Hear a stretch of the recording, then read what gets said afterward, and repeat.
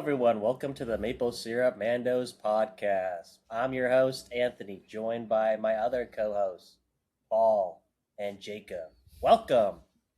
Blaze is on work call, so he's not going to be here. Yeah, Blaze ain't ever coming back, guys. Sorry to disappoint. Maybe one day. But we, as you could see in the channel title, we're gonna be talking about, or the title of this video, we are gonna be talking about the thematics of Star Wars Legion, and we're gonna do some tier list slop. Completely centered around the thematics of these Star Wars Legion units. I think you'll hear us both in our battle reports, but I think especially in the podcast recently as we talk about the direction the game is going. Thematics is definitely something we bring up a lot, and it's very important to like our enjoyment of the game. And so we thought it'd be like a fun exercise to talk about like all the units in Star Wars Legion, how thematic are they to their on-screen appearances. Does it feel like we're playing with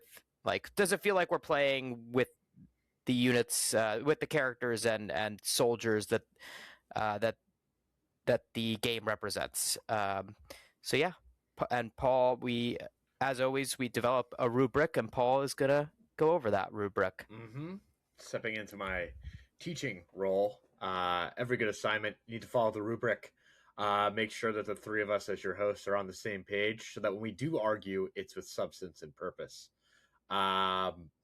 So we've got 5 tiers. Oh, we reintroduced the D tier. Yes. We want the D tier? Okay. Yes. D tier staying in. All right. So S tier. S tier thematic units are units that when you play them, they almost always evoke the on-screen depiction of the unit. So when you're playing them, you're like, oh yeah, these are Death Troopers from Rogue One. Like, the way that they play evokes what you're familiar with from Star Wars canon. A tier are units that generally follow that. Generally, they feel like the unit that they're meant to depict, but they might have one major holdback, one major thing that you're like, that's a little weird that that's on his unit card. But all the other aspects of them are fine. B tier units are units that are mostly in line with their inspiration, but they might have some contrivances on their cards that feel like they were designed to fill a role in the game as much as they were designed to represent a unit on screen. And B tier is probably where is the highest we can place units with very little canon reference material. So we won't be talking about them right now, but like things like the Shore Trooper Mortar, for example, that have no canon reference material other than Legion. C tier is getting towards the bottom of the tier of the list. C tier units are generally like they get close to representing what they're supposed to be on screen, but they have quite a few sort of game mechanic interruptions. There are things about their unit card where you're like, I can see why they did this for balance purposes, but it doesn't really match how the unit appears on screen. And D tier is when we start to get into units that sort of are actively unthematic. When you're playing them, you can't help but notice the way that this unit is playing is not how I remember them appearing on screen. They feel very gamey, or they feel you sort of wonder, why are they even in Legion? And F tier are units that is a special tier. It's units that are actually actively going against their canon depictions. Their mechanics are sort of the inverse, or they are offensive to like how the unit is depicted on screen. And so that's reserved for units that do have a lot of canon material, but we feel like the thematics are just not hitting. Versus D tiers, where you might find something like, say, like a Dewback Rider, where like there's like nothing to go off of, but it's still kind of weird. Yeah, that's thematics. That's the tier list. Any comments, gentlemen? I think I'm going to speak for all of us. I'm probably the least versed in a lot of the Star Wars canon and lore. I've watched most of the movies, some of the shows. I'm never watching Rebels. I'm probably like, yeah, I think that's like a big thing. So I didn't play Battlefront 2. So or Battlefront One, or yeah, the first one. So I'm gonna be very out of my depth. But Well, and I think that brings up a good point. When we're talking about thematics, we're not talking about like canon, like adhering to the canon. Like, even though Anthony, you might not be super familiar with Rebels, you know what a Death Trooper is, and even somebody who hasn't even seen Rogue One, which is their live action, like one of their live action depictions, the name Death Trooper, the way that the model is designed, sort of evokes a certain feel for the unit. So I think that you can still contribute on that front. Um, and most of these units have appeared in at least one movie. Yeah, and I think Paul and I are, as Anthony kind of is indicating here, we've watched all the shows, even all the animated shows, sometimes like many times. We've read many of the books. It's we actively enjoy the Star Wars canon. Except I think the difference between me and Paul is Paul has a more negative aspect on a lot of the new Star Wars stuff That that is comes so out. not true. It is absolutely On the true. on the live action TV shows. Yes. Whereas Yes. I'm much more forgiving of the live action cartoons. TV. Yes. Okay. All right. I like the books. I like the video games they've been coming out with. And I will try and I don't know how many of these we're going to get references from books and video games that'll be relevant. Actually, quite a few of them video games will be relevant at least. I think video yeah. games for sure. Yeah. I do have some book references I can pull up. Guy's gonna flex on us. Yep. But they are fun. And when we're talking about theme, obviously the most important theme, we have an off-screen sort of script audience. I listed the appearances in order of sort of their importance, I would say. So I think movies are the most important, followed by TV shows, followed by cartoons, followed by everything else is sort of at that same bottom level. So yeah, do we want to rip into it? Any other things? no, I think we can start. We can start the first thing with Death Troopers. That'll be the first starting point there. All right. While Anthony's pulling that up, Death Troopers first appearance. Jacob, pop quiz. What was their first on-screen appearance? Rogue One. Rogue One. They also later appeared in Star Wars Andor, Rebels, and as a playable heavy class in Battlefront 2. And I'm sure that they've appeared in novels. So they definitely have appeared in. I forget what novel I was reading. Probably Tarkin. I would guess that they're in Tarkin. So here's my impression of what Death Troopers are, and you guys can pitch in of like as they're depicted on screen.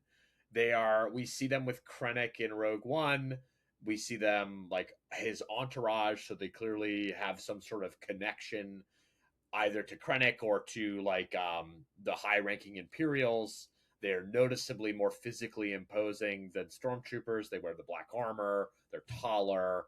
They have like the weird garbled voice communication. So they're clearly some sort of elite special forces unit that is used as like a bodyguard as one of their primary purposes.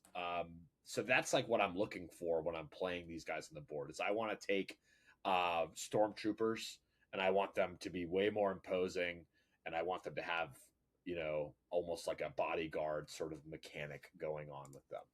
What do you guys think? Do you think I'm accurate in what I'm expecting from my Death Troopers?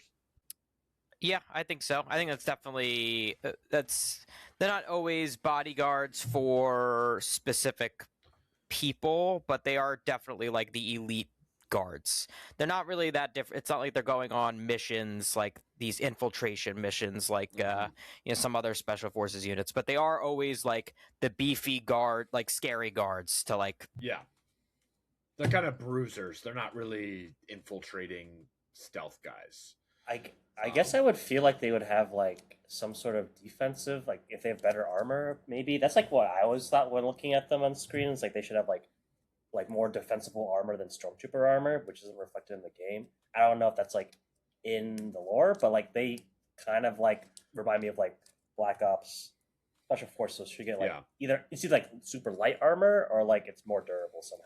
And I think in Star Wars canon and in like Star Wars as like a meta narrative almost, these guys exist because stormtroopers have become so little of a threat that they essentially elevate the threat of a scene. So they need to be intimidating on the board. We see them in Andor during the riot scene. which I think kind of helps communicate to the audience that these aren't just your average goons that Cassian has been like smacking around for the whole season. It's like, okay, the high ranking Imperials are here. They're bringing the big guns.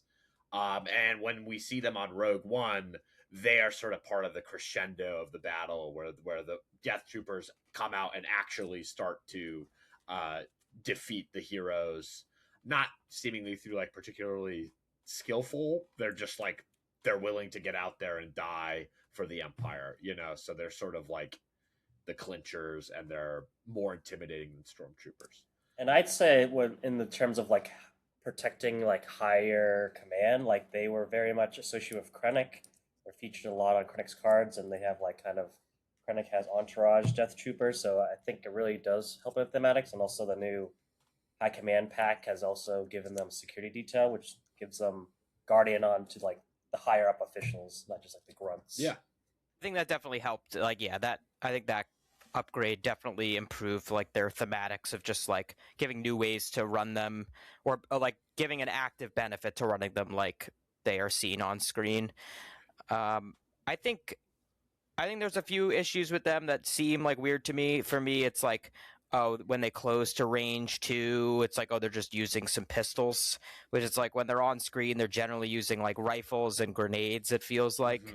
And then like their rifle attacks are like not really that scary or intimidating. It's like not really that much better than like a regular stormtrooper unit. I think some of the keywords just don't seem to fit. I mean, discipline definitely fits them. Their courage too, which makes sense. They surge to block, but are not like immune pierce or anything, which is like feels pretty thematic. I think they're like generally a fairly thematic unit, but there's a couple of weird things to me. If like I said, the fact that most people, the most efficient way to use them is to close to range 2 and just use their pistols and just re-roll a bunch of dice with precise 2 seems a little strange. I think if they were using like their grenade launcher weapon more would feel more thematic, but I feel like I've never even seen that used. Yeah, I mean, it's almost like the grenade launcher is mechanically so hard to use that it doesn't appear very much. I think it's a fine like profile. It's just like taking an action to recover and like switch the grenade is difficult. When we see them on screen, they actually just throw grenades. Yeah, that's true. Which is they don't really have any incentive to do. And they're using like the long DLT rifle 19s, and I don't even know if they have the pistol on screen. I don't even know. I think it's on their hip. I don't think they use them. Okay. They might use them in Rebels. Maybe once, but like generally they're with the special E11D rifle that makes the funny noises of the bong bong, like kind of cool noise. But I think these guys, like you said, I think their defense and like having surge to hit certainly feels on par with them being more elite. I think the red dice and melee like matches that. I think the 2 white dice pistol is a little weird on these guys. It's fun in game, like that combined with precise 2, so that they can really like. But it just seems weird that this elite, heavy bruiser unit would just throw away their rifles when they get close and start unloading with their pistols for kind of nebulous reasons. Yeah. To me, that's really the only negative against them thematically that's like significant. I would still put these guys in A tier as far as thematics. I think they're the one thing that I also want to bring up is that their courage is quite low for what we like. They seem to be like when Chirrut gets killed by a Death Trooper. The Death Trooper like his entire squad gets wiped out, and he like runs towards him with a grenade and dies with like a live grenade just in his hand. Like that's how they kill Chirrut. Like they don't panic. So them panicking or getting suppressed at 2 is a little bit unusual. I know they like thematically kind of offloaded that onto Krennic, which is a whole nother conversation, I guess. The other thing that I think would knock them, I think they're more of a B tier because the DTF upgrade is so weird. Is that like a book thing or like a... DTF is from Rebels. Yeah, just in a throwaway episode of Star Wars Rebels where she's protecting like a kyber crystal, like a big kyber crystal. Yeah, she can compel Operative Vader. She can compel Tarkin, and that is the most common taken like upgrade on Death Troopers. Yeah, I think when you throw that in there too. I honestly like. I have no idea. Like, I don't really remember that episode, but I remember her. Like, I remember that there were Death Troopers and Rebels. I don't remember her being intimidating at all. She actually Like, ran away from Ezra. she runs away. Yeah. Yeah. So I But she's think also like, her design is just weird. Um, and if she's meant to like be guarding people, why is she like telling people to go up to the front and like compelling Vader to go up if she runs away personally in the show? I think I I think it's meant to just I think she's meant to be like because she's like a commander, like she's that's her the lead rank. Death She's Trooper. like the commander of the Death Troopers, so I think that's probably why. But yeah, the way it functionally works in Star Wars Legion is different from that. Like you're often compelling like units that are like higher ranking than her. Yeah, So yeah, I think Go ahead. I think BT. Yeah, I think you're right when you factor in. It's more than just one thing that I think holds back the Death Troopers, but I think they are generally pretty thematic. So I think B tier makes sense. Yep. cool. All right. Next is the ISF Imperial Special Forces, to the Okay. regular. These guys have a pretty thin list of appearances. They're in Battlefront 2. In the campaign, they're actually not even a playable class in the multiplayer of Battlefront 2, which is kind of funny. So, and then some people, I think, in like Star Wars canon, consider the Bad Batch trained guys in black armor to be Imperial Special Forces. To me, they seem to be more Death Troopers, so that's sort of like an ongoing debate. I think you can just kind of scratch that almost entirely. And then there's an Inferno Squad book, which I have not read, unfortunately. So really, it's just the Battlefront 2 campaign, which I have not played. So Jacob, it's up to you. I've actually played that. I played you two played missions. it. Okay, I played tell two me missions about of it. how they appear in those. Just give me a brief rundown of what they do. Well, I feel like comparatively so, like Inferno Squad kind of like beats them out because I think on Endor, like an ISF squad gets slimed out, and then like Inferno Squad comes in like cleans up all the rebel mess. It's like left over on Endor. I don't actually remember a generic ISF ever being in. I think the only depicted like ISF unit is Inferno Squad. I could be wrong there. It's been a while Just since I played the Battlefront campaign, of but Inferno Squad implies the existence of a broader Imperial Special Forces like group. branch. Yeah. I think I do think that they are generally thematic as far like these are the guys that are the infiltrating yeah. people. With infiltrate, marksman, reliable, like that's kind of it does kind of fit. They're seen to be like marksmen that could use any sort of weapon. Reliable. Their armor's like doesn't seem like it's that advanced, but like their defense It's is light. Yeah, it's not really much different from Stormtrooper armor, but they have reliable one, which helps like because they're just generally a reliable, flexible Yeah. group. I think these guys are actually just based on what we think they're supposed to be. I think these guys are actually really thematic.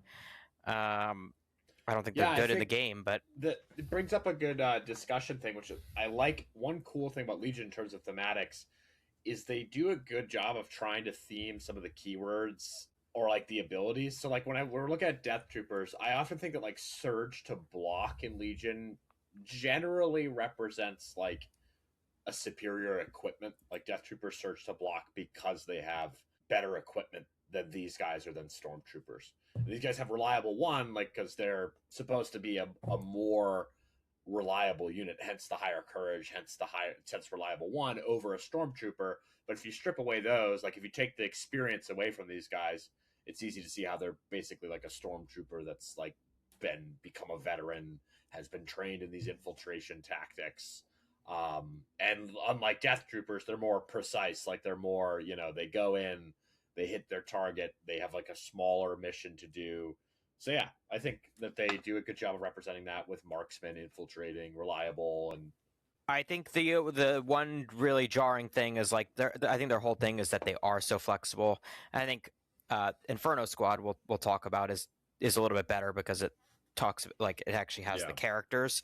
But these guys like in the Battlefront campaign, the whole thing about being in the Imperial Special Forces, you could use all these different types of weapons, and these guys have like virtually outside of like the named characters, it's actually just the T-21 and Yeah. I guess the E-11 on their card. But they're supposed to have like they're Sniper supposed to be trained with rifles. all the weapons. I was looking on Wikipedia, and the TL-50 repeater was supposed to be like specially made for them, and it's Yeah. not. It's not mentioned anywhere. They're from an FPS game. Like the idea is that they came up with a story reason as to why these guys would play like FPS characters, where they've got like a They also bajillion like kind of guns. remind me of like paratroopers, the equivalent of like just dropping in and like doing a special mission and then going out. And they seem to do the job well. Like they're better than a stormtrooper in that sense. But I wish there was more expertise of weapons. Like kind of how like there's like in Inferno, like there's a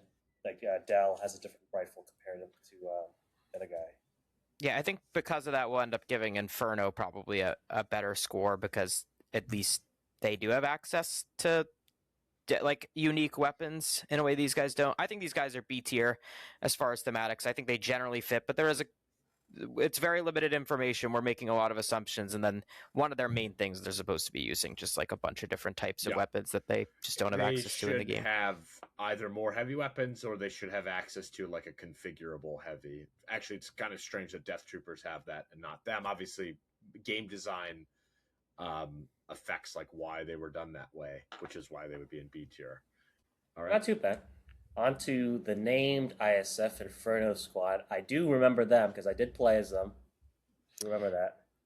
Yeah, I mean these guys, it's like they gain retinue Iden Versio, which makes sense. Like Iden Versio is their commander. It's like add some points for thematics, and then the major issue that we had talked about is the lack of access to unique weapons. Whereas Gideon Hask, it seems like he has access to. I mean, it is also an E11, but like make an argument that it's just like a different type of E11, maybe. Del Mico's got the sniper. Yeah, I mean the naming on Gideon. Well, the model he has an E11. It would be cool if he could just use like a different. If the model had been designed for him to use a different gun. I think like Del Mico has repair too. They're seen often like operating vehicles in a way that like these other like Imperial units, like a Death Trooper, is never really seen operating a vehicle. The repair to Gideon Hask is like kind of commands some stormtroopers around. It increases their courage, so like these guys are really the tip of the spear behind enemy lines. I think if ISF were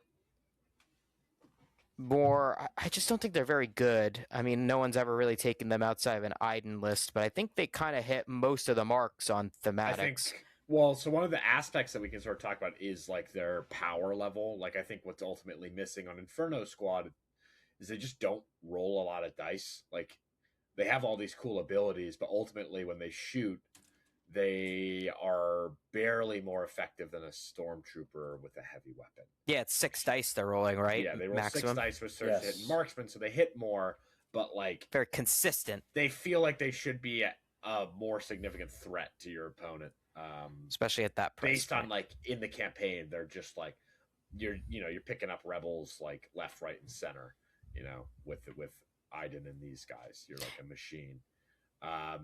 Yeah, and I think if they had I think if these guys were made today, they probably have like maybe a range 2 weapon they have access to that's like 3 white dice or something, or just like to increase the dice pool potentially.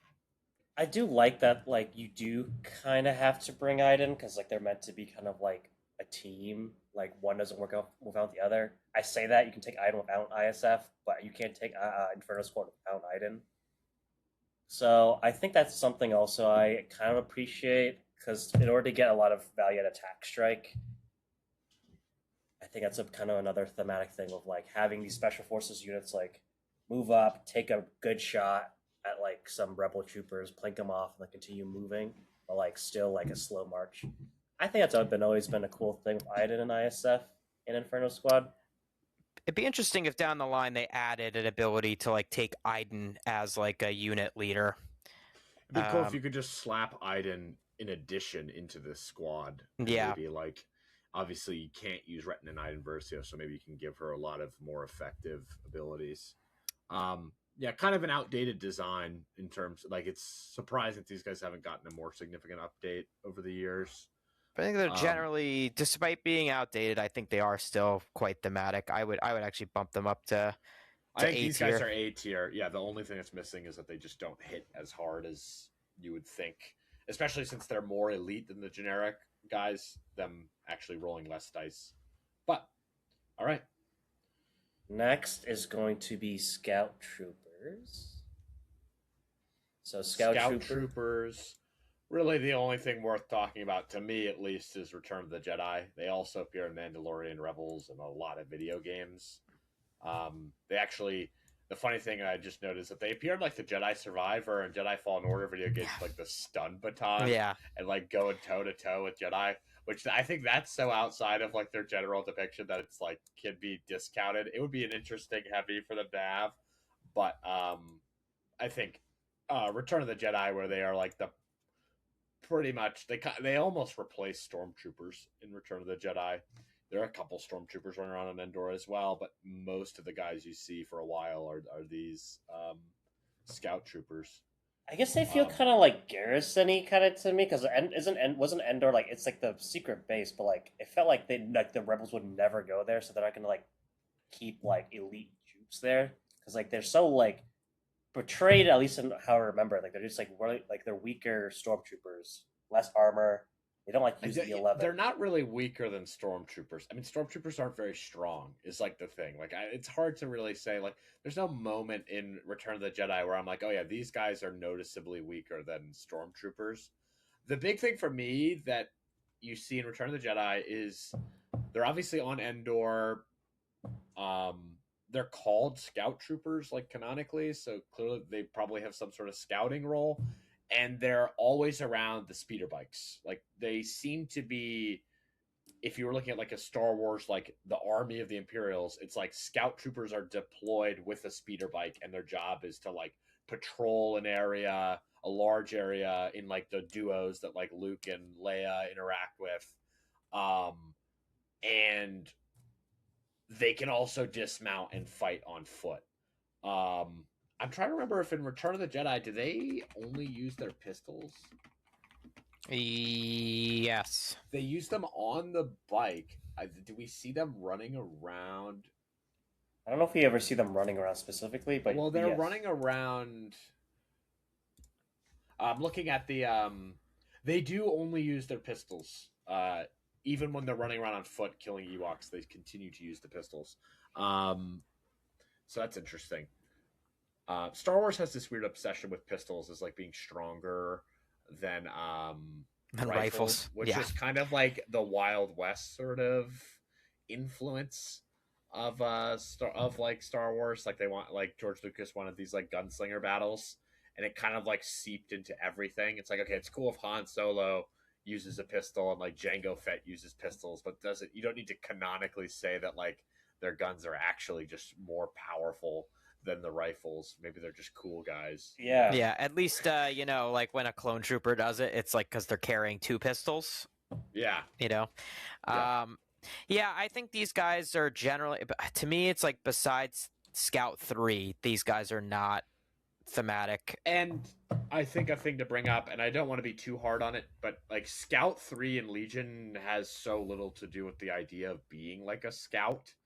Like that's the other thing. Is like Scout 3 and Legion is like a speed boost on turn 1. Yeah. Where you're like vroom, vroom, vroom. These like all I think of when I see these guys come on the board in Legion is like it's like them sprinting at turbo speed and then like unloading their pistols, which is not at all at how I imagine them, like how they're depicted in Return of the Jedi. Yeah, I think what it's supposed to represent is like they were ahead of the general army and were just scouting the positions. But that's just with the alternating activations and everything starting off the board. That's just like not how Scout really works anymore. Scout used to work was way more evocative of the what concept. It's supposed to represent. Yeah. So I think that's like a separate thing, which is I think is like just a minor critique, which is that you changed what Scout did. And it's sort of Scout itself isn't really thematic anymore. But they, at any rate, they are going to be farther up the board than like a generic trooper. Yeah. They're sort of like yeah. Anyways, the big thing is like I don't see why these guys have sharpshooter one. Um, there's no the reason they have sharpshooter one, and this gets into the tier list thing, is that there is a game mechanic, is because they used to have a strike team that had sharpshooter one, and now that strike team doesn't even have sharpshooter one, and they still have it. I Yeah. really see these guys as like I can see, like you were saying, Anthony, like their armor, they're wearing less armor, so them having slightly less armor than like a stormtrooper makes sense. But like, I don't see them as being any more elite than a Are they stormtrooper. more accurate than like on a like? Presumably, if they're on their bike, they're zooming past. They're like Well, they more. don't. They only pull out the pistol on the bike because Leia and Luke are like side by side with them. They generally use the gun on the bike. Um, so yeah, this is it's weird because their role in Legion, they're basically dismounted cavalry units, which is like not a thing. You don't like a commander wouldn't be like, I'm gonna bring, four guys that typically ride horses and I'm gonna tell them to get off of their horses, you know. So this is a unit where I almost feel like if they were gonna be in the game as their own thing, I feel like they should have some mechanic that ties them to the speeder bikes. They should be coordinating or having some sort of combo with the 74Z speeder bikes that they don't have. I don't really see the basis for sharpshooter one, so they kind of feel like a gamey unit. Like they're just Or you make them like that's almost like a cheaper support special forces with it, like almost like ARF troopers were kind of meant to be, where like where it's like they have observe and yeah where like because the fact that they hit harder than like considerably harder than a stormtrooper just doesn't seem. over twice as hard with Yeah, it sharpshooter. Yeah, just seems like a very with the odd. with the tiny little gun they have. Their gun is really small. Their Like Han's gun is like a hand cannon. So it's like, okay, Yeah, Han's gun is like these are guys have literally like a tiny little, it looks like a needle. in They the like pull, yeah. in the Mandalorian, they're like even like shaking, and it sounds like a empty paint can, and they Yeah. can't even hit this. They can't even hit like a can, like Yeah. like these guys are not supposed to be more elite than a stormtrooper. They have a different role, and right now in the game, they just are like a close quarters, like harder hitting but less defensive Yeah. unit. There's It's just such a, yeah. Like it's a a hold up, thematic miss. like I a would hold up, almost, oh, go ahead, Anthony. like a hold up blaster is like if you get captured and like they search your body for like weapons, like you have a tiny pistol and like it does more damage than the Stormtrooper E11 or like whatever. By a lot. By a lot. Because It's crazy. their speeder bike already has a cannon on it. So the idea is like, oh, if you got separated from your bike, you would have a gun. Like, pilots in like World War II had guns in like the cockpit in case they like had to like crash land. But they weren't giving them like, they weren't giving them like the secret sauce that they weren't handing out to like the average infantryman. If these guys were thematic, they would be like, like you're saying, like outside of the speeder bike version, they would, still probably have like Scout 3, maybe low profile, but they would have like a crappy pistol attack, be very cheap, like Stormtrooper costs, and maybe have some support abilities of Observe and like kind of like almost like what the next unit we're going to talk about is. But And I think one thing is that I don't think the Sonic Charge Saboteur is horrible. I do think that this unit would make a lot more sense on like a stealth thematic unit than like what this should be an these ISF. guys are. This should be the ISF heavy, and these guys should maybe have like a long rifle, like a sniper rifle. Isn't there They like used to. scenes Took it away. where they drive by and like attach a sticky mine to like a vehicle and like go off? Like isn't that a thing? Like isn't that the whole point of like this like Sonic Charge? On these guys, they never use it on screen. I don't think there's any depiction of this unit on screen. I can see maybe the old version of Sabs where they're like putting out landmines sort of makes sense for this like edge of the conflict zone unit. The current version of it where it's like what you're describing, Anthony, where it's like you're slapping the charge on a tank. It's fine. It's not horrible. It does seem to be more of like a stealth unit thing where units with like infiltrate would have. I think these guys, I almost think that they're D tier. I think that they're D tier as far as thematics. They're like, just to review, they have no coordination with the speeder bikes, which seems to be the main thing in canon that they do. They don't have any mechanics where they like I mark targets or like scout, like they don't reveal your opponent's units somehow. Observe would be the main one. Their pistols are sort of inexplicably stronger than rifles. And they have sharpshooter one when they're actually actively depicted in the Mandalorian as being poor shots. And it's not like they're good shots in Yeah, Return of the Jedi either. Maybe, yeah, they like. Yeah. So that's Scout Troopers. We have one more Imperial unit. The Imperial Probe Droid. Where's this depictions in? Yeah, probe droid. The main one that I noted is actually is Empire Strikes Back. It's kind of hard because Wikipedia and the Star Wars, I guess, like they count all probe droids as the same thing. The Imperial one appears in Rebels and Empire Strikes Back, but it is true that there are dozens of different models of the same thing. And this exact version is also in the video games, I believe, as well, like the Jedi video games. Yeah, right. Yeah, it's in Star Wars Outlaws too. They're kind of a pain in the ass. Oh yeah, Star Wars Outlaws. But yeah, these guys on screen are generally the cool thing about them is the Vader after the events of A New Hope, like or not Tarkin's dead. Sends out like a shotgun blast of like tens of thousands of these to every planet in the Outer Rim to find the rebels. So from that we can sort of imply that they're able to operate very independently.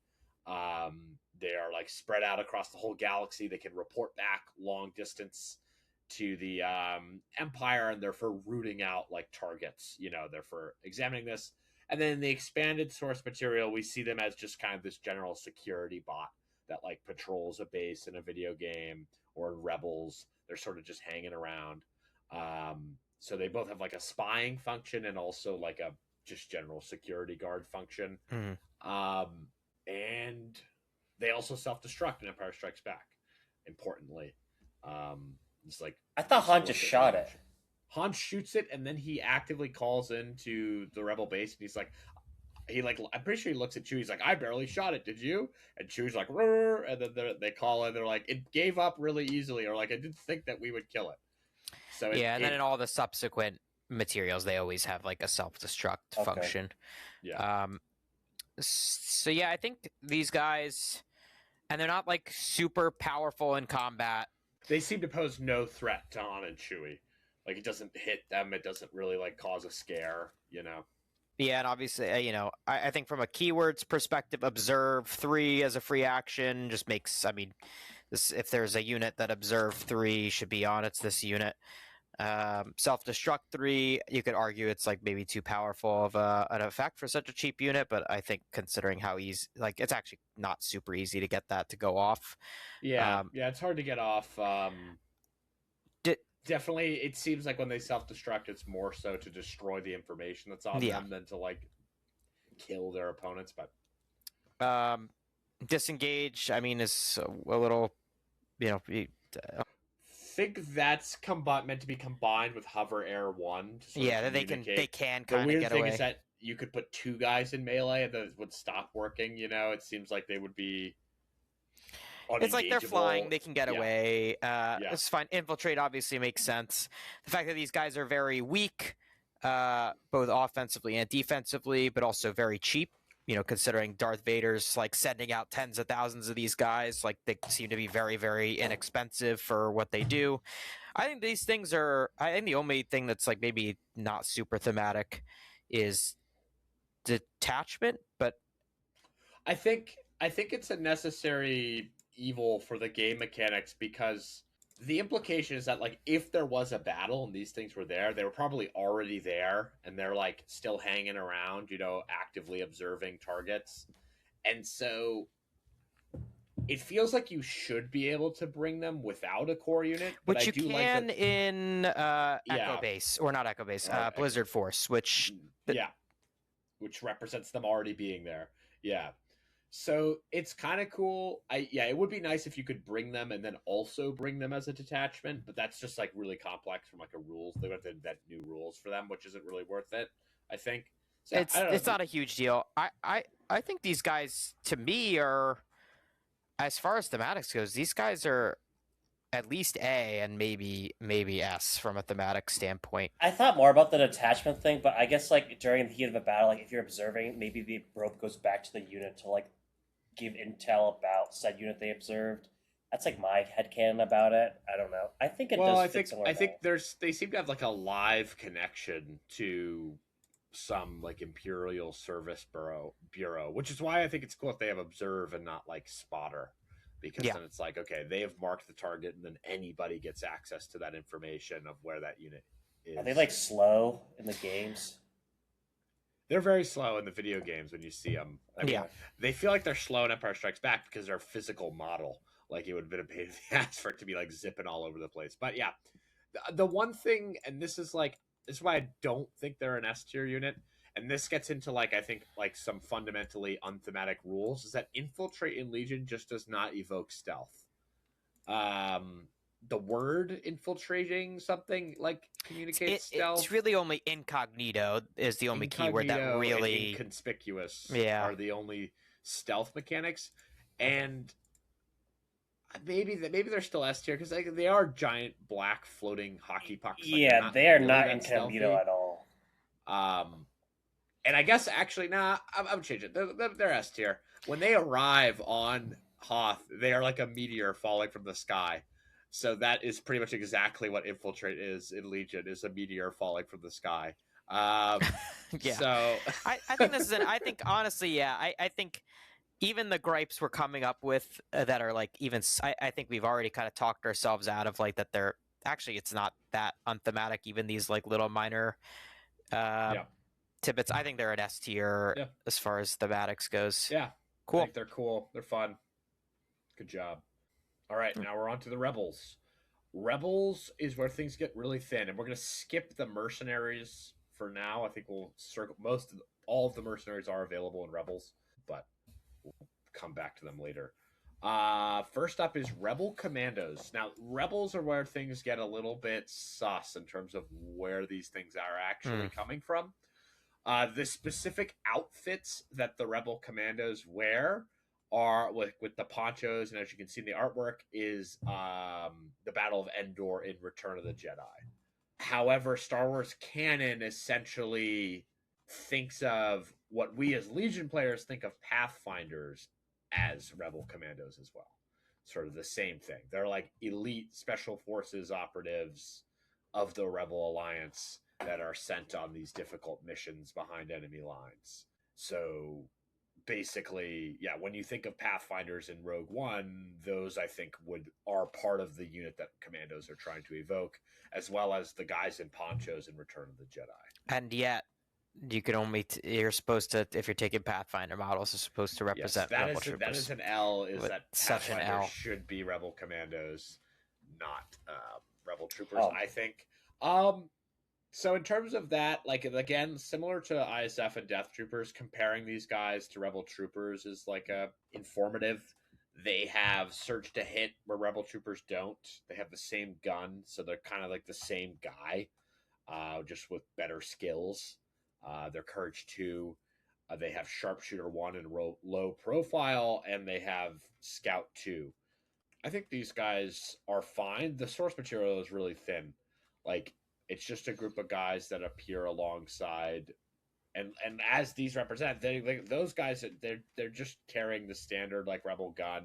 It almost feels like a costume change. There is some like when they're preparing for the mission, Han talks about like hand picking the guys, so they are supposed to be, you know, courageous and like worthy of picking by Han.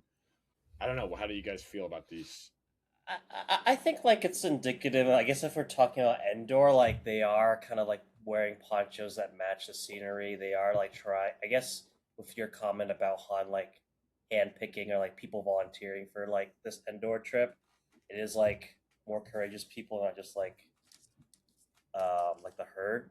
I don't really know if they're like better shots. I guess maybe that's just a gameplay type thing. Like they're more effective in combat because they're veterans in that sense of like searching to hit, but like They how are they more certainly have accurate? more of a claim to Sharpshooter 1 than like Scout Troopers, where it's really just like, you know, a different training. Yeah, there's just Rebels just by the nature of like it's hard to tell them apart, and there's like I think there's a little bit more flexibility with Rebels in that case, like as far as interpretation. I think the issue with these guys is like, are they that much more elite than Are they better than Rebel Troopers? Like as far as like when they're on the table, yes. Uh, but they don't have a lot of like heavy weapon options, which you'd think like special forces would be able to do that. They're not like more flexible than a rebel troopers. Their only heavy weapon is like the proton charge sab right now, which is just like not a very it's Yeah, not thematic at all as a I think heavy weapon. it's thematic. I mean, Han shows up with the detonite charges, which is what these guys are holding. Yeah, So like all right. I think the idea that like this is like a thematic L on every single one of the SAB units is that conceptually they're unthematic. Like bombs and grenades are not melee weapons. Yeah, I think you that's know, like the old SABs where you placed the bomb and then ran yes. away to blow That them was up. thematic. It Yes. was very thematic and maybe clunky from a rules mechanic. They simplified it and streamlined it with the update to make them work in melee. It just doesn't make any sense. But I do think them having a SAB makes sense. It's just that the SAB as It's the SAB itself is non-thematic. Yeah, that's fair. I think that the way they're taken generally is with a SAB, and that's so they're functioning as just like this unit that is chucking a grenade at range 1. I think these guys are more of a candidate for infiltrate than they are for scout. I Scout agree. on scout troopers kind of makes sense because scout at least represents like they're up ahead of your army versus these guys are more stealth coded. Yeah, these guys might be Again, on an like island alone. The same thing with the Sabs, where like infiltrate doesn't really evoke stealth. But yeah, these guys seem to be more of a stealth unit. Yeah, I don't know. I mean, there's just not a lot for them to go off of. I think these guys are C tier. I was gonna say B, but I'm not opposed to C. I guess it just depends on how. I think the comparison is like their role in the army of the rebels is so similar to the Imperial Special Forces, and Imperial Special Forces have a lot more going for them to evoke like an elite unit with special training, and these guys they have Scout and Sharpshooter 1. Sharpshooter 1, I guess, is fine. Yeah, maybe I don't know. Maybe put them at the bottom of the B tier for now. It does feel like they are actually. I would say C. They're not actively unthematic, but they don't feel very thematic. Yeah. They just feel like an upgrade from Rebel Troopers in the sense of like they have more experience. Yeah. But I don't know if it's like more thematic enough for me to garner them as similar to like having better training, like the ISF or Death Troopers. I would say they're probably going to end up being top of C tier. Yeah, they're fine. They pretty much only exist from a gameplay perspective, which is that Rebels needed an equivalent unit to Scout Troopers back in the day. And in some ways, Rebel Commandos, there's so few spaces for them to go because the Rebel Special Forces slot is so packed. Yep. They have to kind of stay as this upgrade of Rebel Troopers. So, Sleeper Cell is interesting. These guys, I guess, there is no solid basis for them. Again, we see the obsession with pistols. They use the Fleet Trooper pistol as their like standard issue blaster. Although the guy behind it is using like two of like Cassian's pistols. Okay, so they're meant to be like a ragtag. Well, let's look at these guys. Like the artwork for them and the quote on the article when they were announced are from Rogue One. So they're meant to be from Rogue One. These guys never appear in Rogue One in the exact way that we see them, in the way that like Rebel Commandos is a costume from Return of the Jedi, which that's okay. That doesn't mean that they're necessarily unthematic. I think the closest thing that these guys are supposed to be is like on Jedha, like Saw Gerrera's guys. They're supposed to be something in between Pathfinders and Saw Gerrera's group of just which is somewhat strange that they're in the game because Saw Gerrera's partisans are like a specific, explicitly called out splinter of the rebels. So to represent them thematically by then just making an actual Rebel Alliance unit, like you would think the partisans would be a mercenary or a different affiliation or be at least specifically named. So yeah, the quote that they used is "make 10 men feel like 100." which I guess is why these guys have more models on them. These guys, I really don't like. I don't get what's going on with them.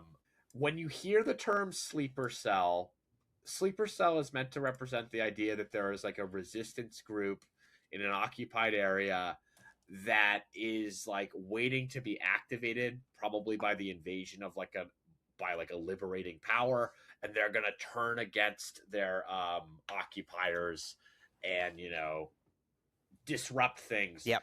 Come out of hiding and just blow stuff Like up. the French resistance in World War II is the obvious inspiration for one of the obvious inspirations for that, and like resistance movements across Europe in World War II. And there is depictions of like rebel cells, right? In like in Star Wars Rebels, there's like different rebel cells that'll just like when the opportunity arises, like they'll kind of come out, and it's just never in this configuration. I think like my biggest thing, maybe it's a small gripe, is that they're all wearing the same outfit. When I think of a sleeper cell, it's like kind of like they're all a modge podge of different occupations. Like they get like Paul said, get activated all at once and like go and fight. Yeah. Yeah, like the ragtag aspect is important because like when we think of like these like partisan movements in World War II, they're not like a well organized military. They're generally people that were maybe served in the armed forces, probably didn't, and are just like ideologically motivated.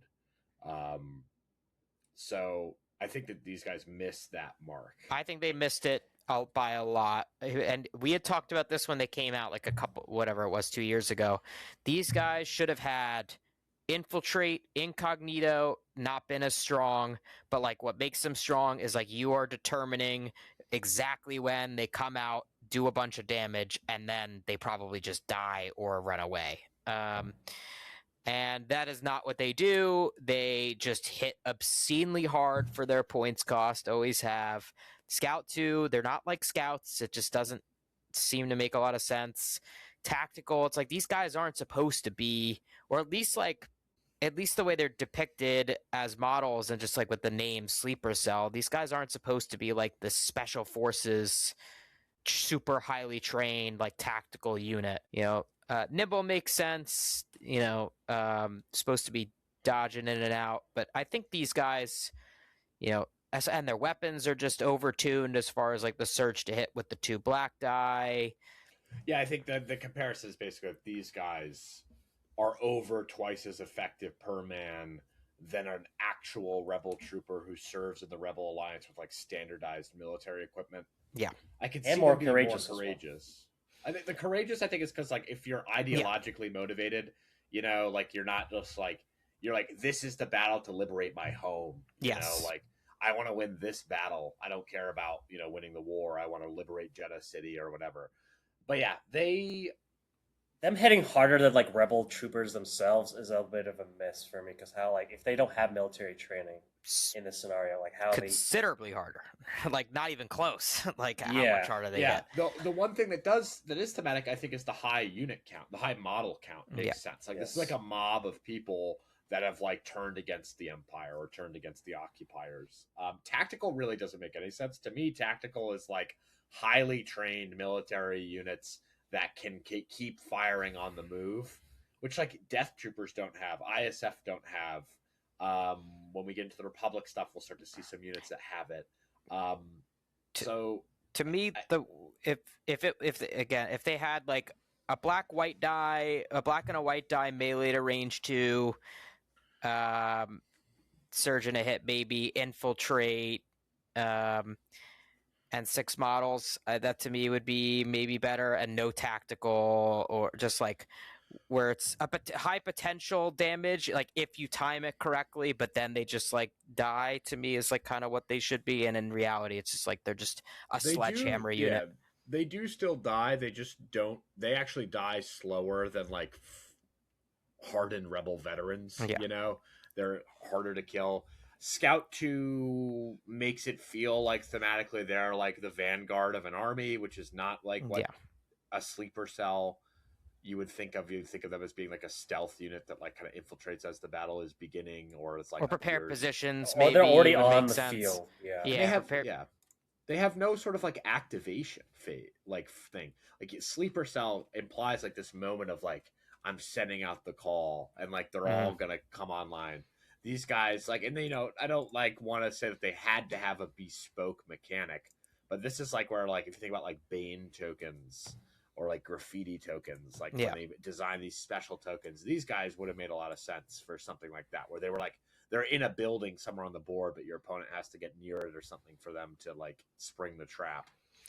Yeah, they're also the marksman, marksman. It's horrendously unthematic. The marksman just makes no sense. I mean, it's like he's a marksman, but he's really, really bad at shooting. Yeah, it's like, all right, you're gonna call him a marksman. He can't hit the side of a barn. And like the only thing that he's good at is shooting force users and tanks. I guess I don't know.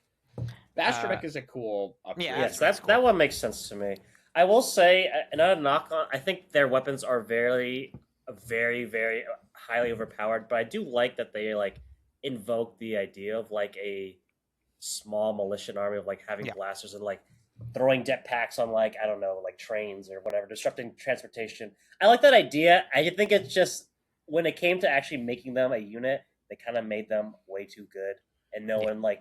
I don't ever imagine myself throwing jetpacks at my feet. Like I don't really think that's very. When I saw that, it was not very thematic. It's and the way I run them is like as a premium.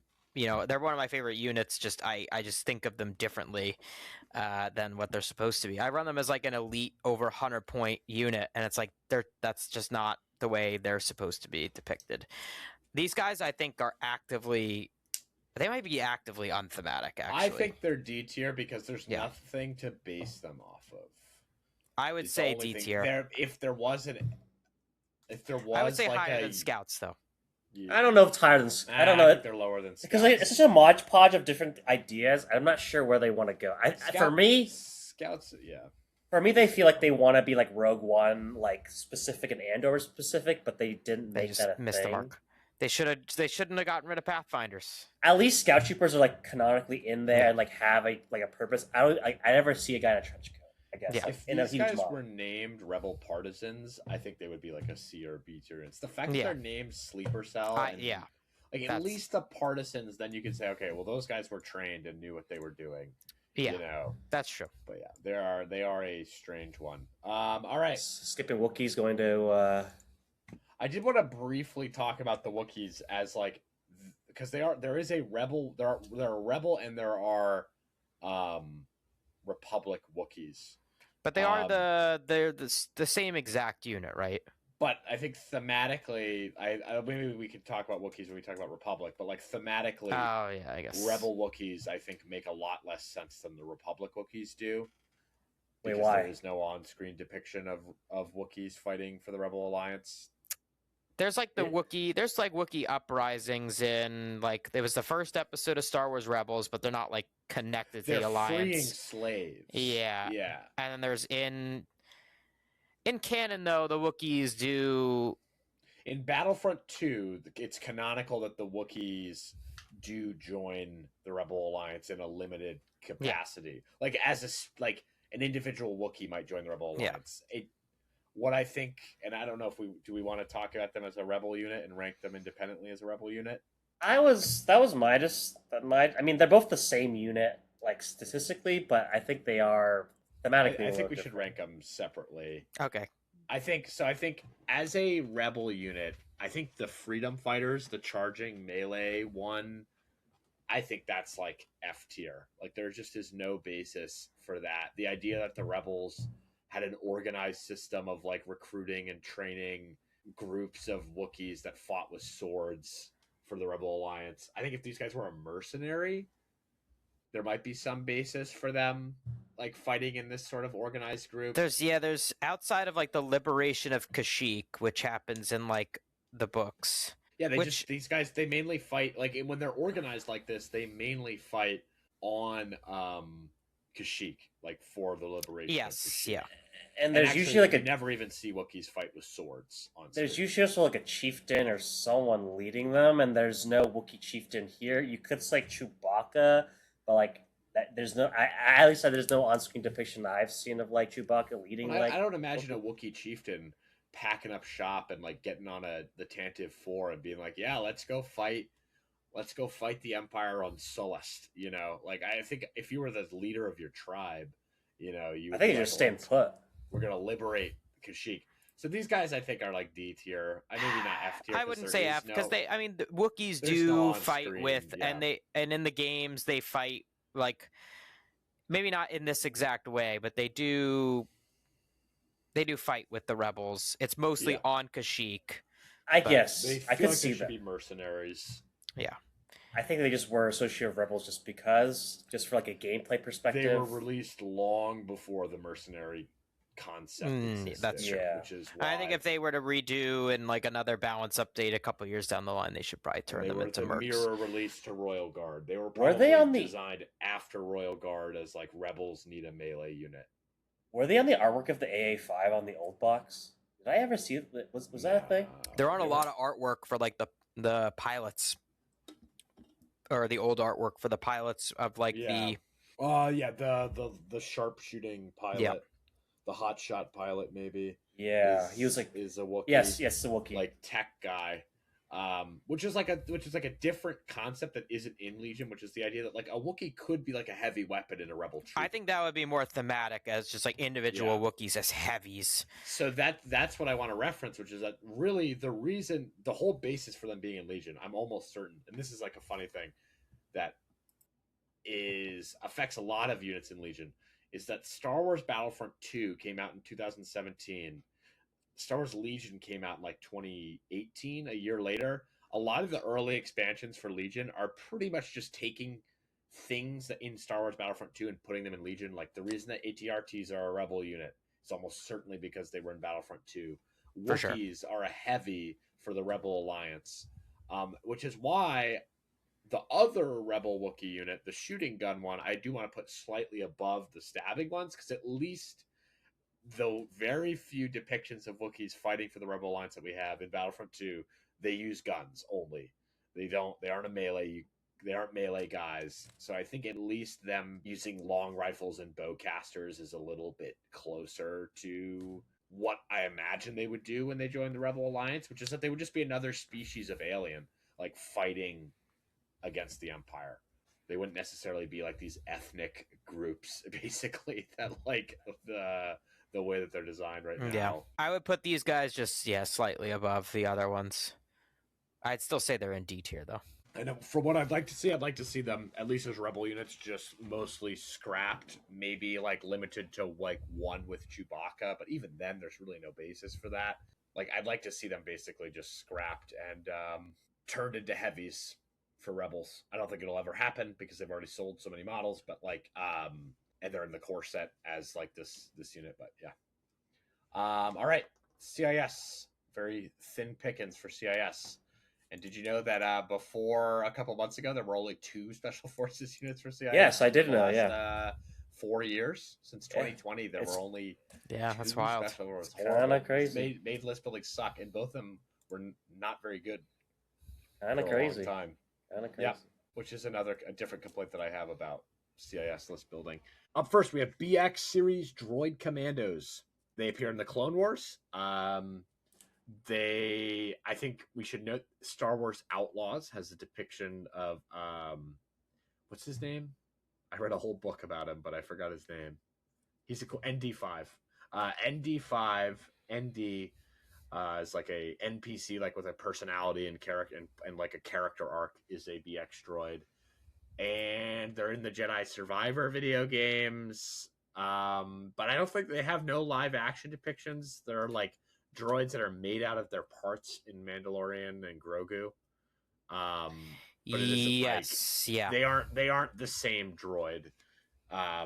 Their only depictions are in video games, and then a lot in the Clone Wars. Yep, these guys, I think I would make the comparison to Death Troopers in that they exist in Star Wars canon to fulfill a meta story need, which is that B1 battle droids and even B2 battle droids were made to be such a joke of an opponent in the Clone Wars that they introduced these guys as like, okay, when these guys show up, there is a chance that like a named clone might get killed or injured. because all the other drone types or droid types were sort of so much. These guys aren't comedic relief droids, basically. They're like elite fighting people, like kill, like name clones, and like assassinate people. In terms of what we see them do on screen, they're super acrobatic. They like we literally see them like jumping over blaster bolts like mid fight. They are proficient in hand-to-hand combat. They like can give Jedi a run for their money, especially when they have a sword. They never really seen as like straight up killing Jedi, but like they're a threat. They're a big part of like the massacre of the Night Sisters. Like they seem to be like kind of like they're very efficient killers as droids is basically what I would say. And they have extremely good stealth and infiltration sort of capabilities with like they can wear disguises of clones and disguise themselves as clones. They can seemingly like wait like they're droids. They can just like wait like gillied up with a sniper rifle for like a long time. So they're certainly like they like tick all the boxes of elite. And they're hard guys. to kill, not as hard to kill as like a B2 as far as how much fire they could take, but they almost seem like they're willing to like they can fight through damage. Yeah, is sort of what we see them doing. They get shot and they'll like zombie keep fighting a little bit. Yeah, they've got a pretty stacked command card or unit card in terms of abilities. They got jump, they have AI, obviously, impervious, scale, scout, and sharpshooter 1. They are, I don't know, they're interesting to me. They are certainly way more elite than B1s. They go all the way from a non-surging white on a B1 all the way to a red on these guys. They surge to hit. Their gun is literally more than twice as effective as a B1, which is nice. I think their melee leaves a little bit to be desired. Like I get that they have the sword, which is nice, but it's very easy to take for 6 points. Yeah, it is easy to take. We do see these guys like charging without the swords, like into melee to like engage in like fist fights with clones. So I almost think that like you could have maybe taken charge and just put it on their profile, even if they didn't have a very good melee, just to make it like evocative of the fact that they seem to just have no problems with like throwing hands. And that's like one of the active strategies they seem to employ for whatever reason. It's like closing the distance, and yeah, I think clones doesn't make any just, sense, but it's what they do. I guess they're just worse in melee. Clones are worse in melee than Yeah, I think it's just because they're meant to be like threatening, and they're meant to be ninjas. Really, is like what the design of them, like literally like their silhouette. They're meant to be these like, so they're kind of going for like a kung fu sort of thing. The shields thing is interesting. They appear with the shields in the Citadel arc. Yeah, that's the only arc where I think they show up with the shields, and obviously they used to be like a very meta way of taking them, but I think now it's just, I mean, especially for that points cost. But that's, I mean, they're far more often depicted as like with the swords and. Yep. So I think for these guys, I think like jump 1 makes a lot of sense and is a nice upgrade. They also have scale, but like just like the idea, like that makes a lot of sense that they can just like catapult over terrain. We see them jumping like 15 feet straight up in the air all the time. If you've played them or played against them in Battlefront 2, you know that like your opponent, as soon as they have a BX droid, they're just like bunny hopping like 20 feet in the air, which is cool. That's like what they're supposed to do. Yeah. Impervious is kind of like doesn't make a lot of sense to me with these guys. Like they do like take hits, but like they aren't. I don't know. They aren't. I think that's the best way. I mean, yeah, it's either that or give them surging reds, and I think or armor 1 or armor 1. I think if they could take it back now that like all the Mandos have impervious, and that's like the way to indicate like Beskar armor, they might have done it differently. I don't think it's like on thematic that they have impervious. I'm surprised they don't have like nimble or something, because they do seem very like they are evocative of ninjas. Like they climb around and like are super fast, or agile or something. Yeah, I've always been surprised that these guys did not get agile, being that they like instead of impervious jump over blaster bolts mid fight. Yeah, I think if they could do it all again, maybe instead of impervious, they would get agile or something. And the reason they have impervious is because they're an old unit design back when sniper rifles had Pierce 1, and so they were meant to be sort of in this whole sniper battle with like Yeah. the piercing sniper rifles. I also does make feel this like even they more. should have benefited from infiltrate because they do seem to be like a unit that is already like snuck in into like the field and like is just waiting Yeah, I think or Scout prepare 3 position. is like, I mean, It's good. It's essentially, fun. I, It's Infiltrate probably makes more sense, like, thematically, but Scout 3 is, like, fundamentally, like, I not think that different. I think especially for them, they although they do like show that they can infiltrate like into, and they actually can get infiltrated if you bring them in rapid interdiction force, Mm. which is like a little perk. But they also like do just like fight alongside clones. So the idea of them being the advanced force that like is the first Yeah, thing they'll that your often be the opponent ones, encounter. like, running first, and, like, B1s are, like, behind them or something. Yeah. Yeah. Like they are a unit where like when I was complaining about scout troopers, like I don't imagine a scout trooper just sprinting straight towards like the enemy lines. These guys do that Yeah. in game, and that is exactly what they do on screen. Yeah, So I think sharpshooter one is fine. Like it makes sense. yeah, And Deoxys Mine Saboteur, even though it's not depicted anywhere, a saboteur seems to make sense for them. They're often seen like sabotaging. Dioxys might not make a whole lot of thematic sense. The reason is like, you know, they could blow it up and they don't have to suffer the effects of the poison yes, the token. poison, yeah. I think it's kind of from a bygone era, but I do think it's nice that Asajj can accompany. I don't like that Asajj is not any more tankier, but that's a different story. But it is. I think Asajj is known to be seen around them. She makes sense, yeah, to be in this unit. Her card profile doesn't make sense, but I think it makes sense that she could be. It's taken. so much drastically less powerful than her on her own that it's kind of weird. But yeah, she goes with them to Camino. She obviously immediately separates from them and does her own thing. Yeah. I think the main thing that's missing from these guys that their on-screen depictions have is they just don't have the stealth mechanics. Like this is like the challenge of a war game, right? It's like how do you make a positive interaction stealth, positively interactable stealth thing? But like if you could pay extra to like give them incognito because they're like disguised as your opponent's units as they do, like a lot of extra points or something, that would be an interesting way, because that is like they have multiple modes that they operate in game. I also wish that like playing them as a ranged unit was more viable, because when they're on screen they do shoot a lot. yeah, they're good shots. When you like, play them in game, their shot just does not hold up with other things in the game. I think they are a lot more powerful than B1s, but they are not anywhere close to a lot of the other equivalent shooting units in other factions, which just leads to this thing where when you're playing them, they're always going straight into melee. Like often you're not even stopping to shoot at all. Yeah, you might get a shot like on a Scout 3 move shoot or something once, on round you might 1. Shoot once a game, yeah. But I think these guys are respectable. I would put them like B tier. I feel like I was gonna say A. A, yeah. I would say high B or low A. I think it's think low below Inferno. I Yeah. think they do kind of accurately portray what I think of Commandos in the cartoons. I would say Yeah, all right. Magna Oh, Guard. how the mighty have fallen. Mega Guard. Yeah, these guys used to be ubiquitous. Although I will say that was probably had to do with the fact that BXs were like unviable, and CIS had like 12 units, and so Yeah, fair enough. whatever the most decent CIS unit was going to be taken. So Magna Guard depicted on screen in Revenge of the Sith. They're in the Clone Wars games, or Clone Wars TV show. They also appear in the Jedi Survivor video games, and I wanted to call that out because they are like they're mini bosses when they appear in Jedi Survivor, or what is the second one? Fallen Order and Survivor. Survivor is the second one. Yeah. So they are like a mini boss in that, which makes sense. They are like, their role as we see them is they are the droids that are meant to go toe to toe with Jedi, to threaten Jedi.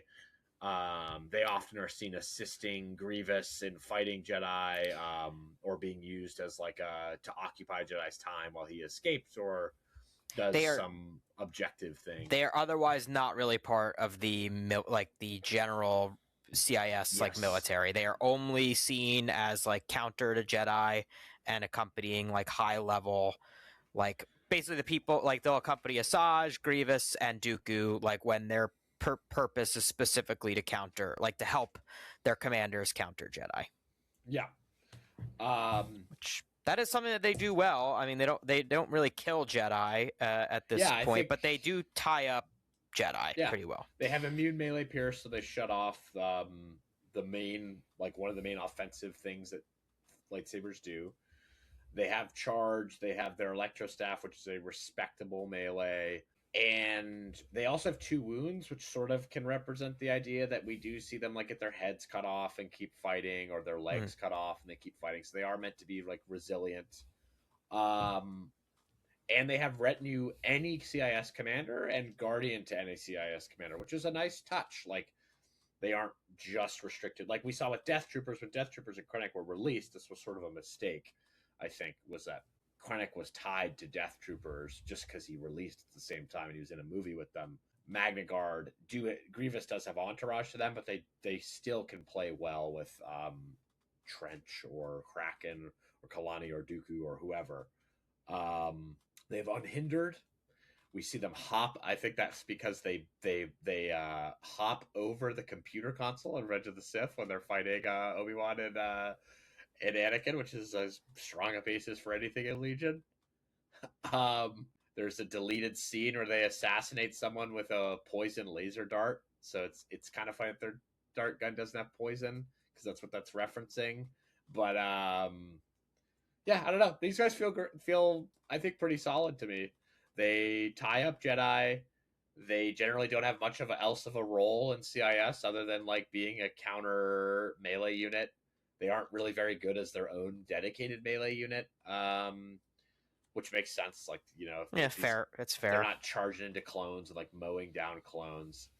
I almost wish that these guys had even more health and were like a duo squad, because that's kind of how we see them, as we often see like Grievous and then 2 Magna Guard. Yeah, you're not really seeing 5 of them at once typically. Well, it's up to 4 unless you bring Grievous in the squad. But yeah, you don't often see 4 of them at once. Oh yeah, 4. I think like a duo of them would make a little bit more sense into how they appear on screen. Duo, and make them a little like maybe make them 3 die a piece and 3 wounds, or you can make them 4 wounds and white saves or something. I don't know. Like just like that's like basically just the idea that when they appear on screen, they are like these 2 intimidating figures that flank the commander. It's sort of like a filmmaking thing almost. And they are like very big and intimidating and tall. Like they're pretty tall. They're as tall as Grievous, I think, in the Revenge of the Sith, I believe. Yeah, they're big. It is to note that Obi-Wan easily kills like 2 of them, right, or 3 of them maybe, with like the Force. Yeah, where he just like crushes them. Like, Obi-Wan could never. It would take Obi-Wan all freaking game to kill 3 Magna Guard.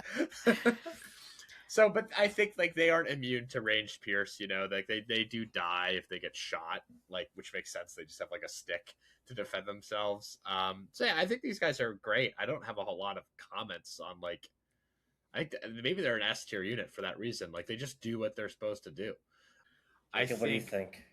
I don't know if they're like an S tier thematic unit. It feels like there's just something a little off about them. I don't know what it is. Here's what I think it is. I think it is belied in like the example of Revenge of the Sith.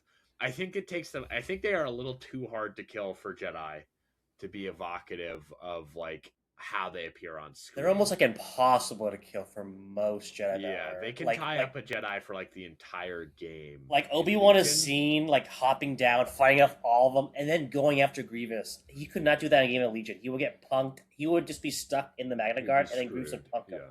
So maybe like I almost wish they were like cheaper end duos. I think, to your point, that you can like almost take as like a detachment to Grievous or or like they could intervene in melees, you know. Yeah, just something that made it a little bit more like they're depicted on screen. I think giving them white saves with immune pierce and more health could help your opponent feel like you are really cutting them down, because there are a lot of times when I play Magna Guard where if you have surge token access on them, your opponent's Jedi just does nothing to them, does like 1 wound, and it's like, okay, this is going to take all day for like Mace Windu to cut through like 3 Magna Guard. When on screen, he would almost certainly kill like all 3 of them in one swing and then move on. I do think it's definitely, I would say, top of A tier. Yeah, I don't know. Thematics. I just think there's something a little off about them. Just like nothing. It's like you can't point to a very specific nitpick. It's just it feels like they could have been dialed in better. Part of I me think wants to that put an maybe S yeah, tier. maybe they're just a little bit too. They should be even more specialized into just being a roadblock for Jedi and not as much of like an elite unit. You know, I feel like we never see them fighting. We never see them commanding other droids. We never see them like charging into. We don't. I don't think we even see them fighting clones almost at all. Maybe like once. I'm sure there's at least once that where they're fighting Yeah. clones, but yeah, it's just not their role. I think you Yeah. should honestly. I think you should only be allowed to take them as a detachment to like you cannot take Yeah. multiple of them. Just like Yeah. detachment commander or something. That makes sense, would yeah. feel like it because it's like if you're taking not that anyone's really doing it. If you're taking Magna Guards just as a unit on their own, it feels like they're out of place. Like they should It just kind also- of be yeah. always next to Dooku or always next to Grievous or Trench or whatever. Yeah, I want that's a to. I want to nitpick, say. but- I want to say like either top of A or behind Inferno Squad is where I think.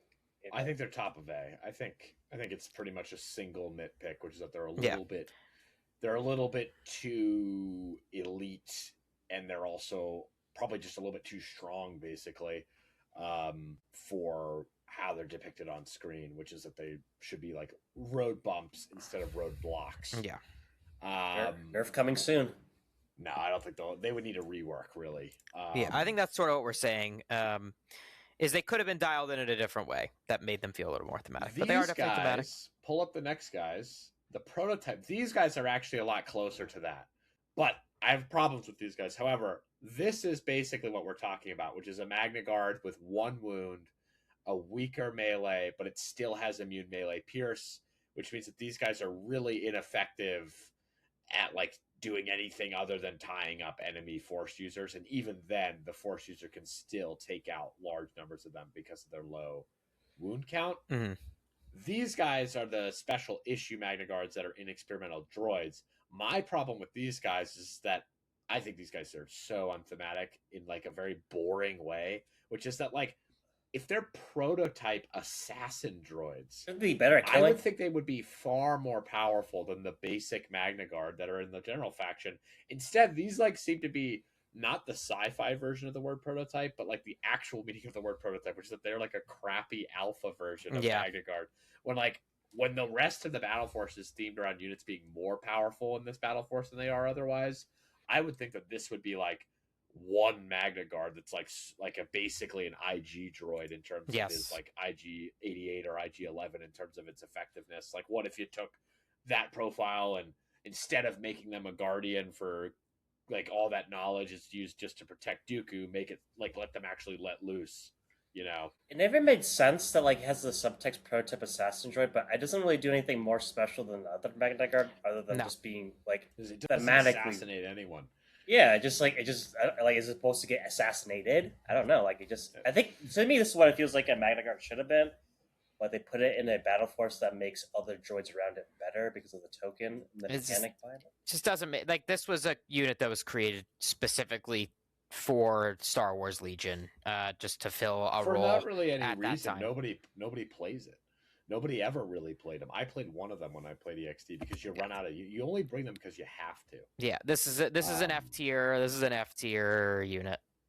It's Thematics. just like it doesn't really need to exist in Legion. The thing that it is most evocative of is the unit it explicitly isn't, which is the basic. I guess if you wanted to make a weaker Magna Guard for this battle force, you could have done that, but I think they could have. But it's also you can't take them.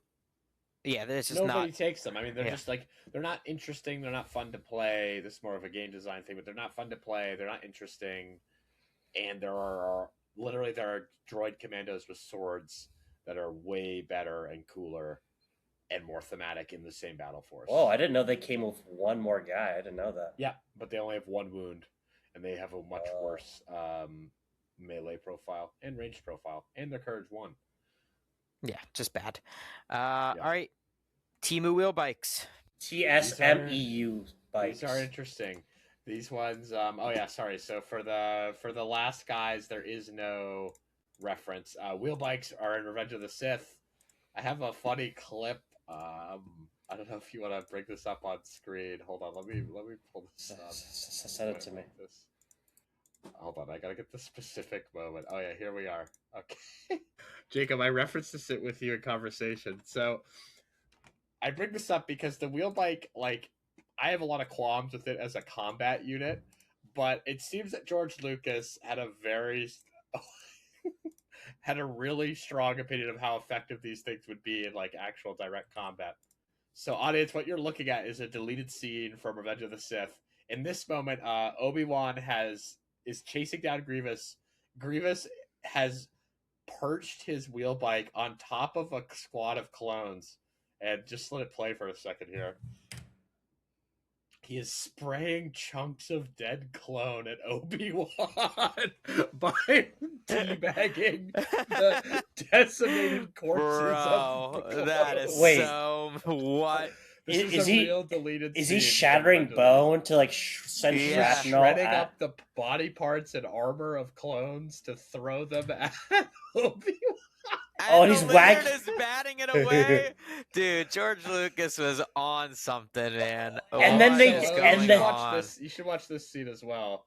So basically, what I bring this up is that George Lucas clearly thought that these wheel bikes were like the apex machine of all time. Check this out. Oh, it like moves like the freaking turbine. Oh, this is sick. Oh, they fight the turb. Oh my god! Wait, this is kind of cool. And you might recognize what's about to happen. This cuts away to a scene that you do actually see in Revenge of the Sith. What, him All of these scenes were deleted. But yeah, the wheel bike is essentially an extremely capable combat machine, according to George Lucas, if he had had unlimited time. And If he didn't have at least a few people in the studio saying, "We cannot do this, George. We're He not must have- doing this, he bro." must have been on it's some even crazier. crazy stuff. He drives it through a subway train, like the long way. He like drives it on the ceiling. Like, anyways, these things are crazy in that deleted scene. All that to say is that there is, I believe, no on-screen depictions of anybody but General Grievous driving one of these. When we see it in Revenge of the Sith, the actual like ignition sequence is like his Grievous's hand, which to me implies that it was like a custom vehicle that Grievous had made for himself.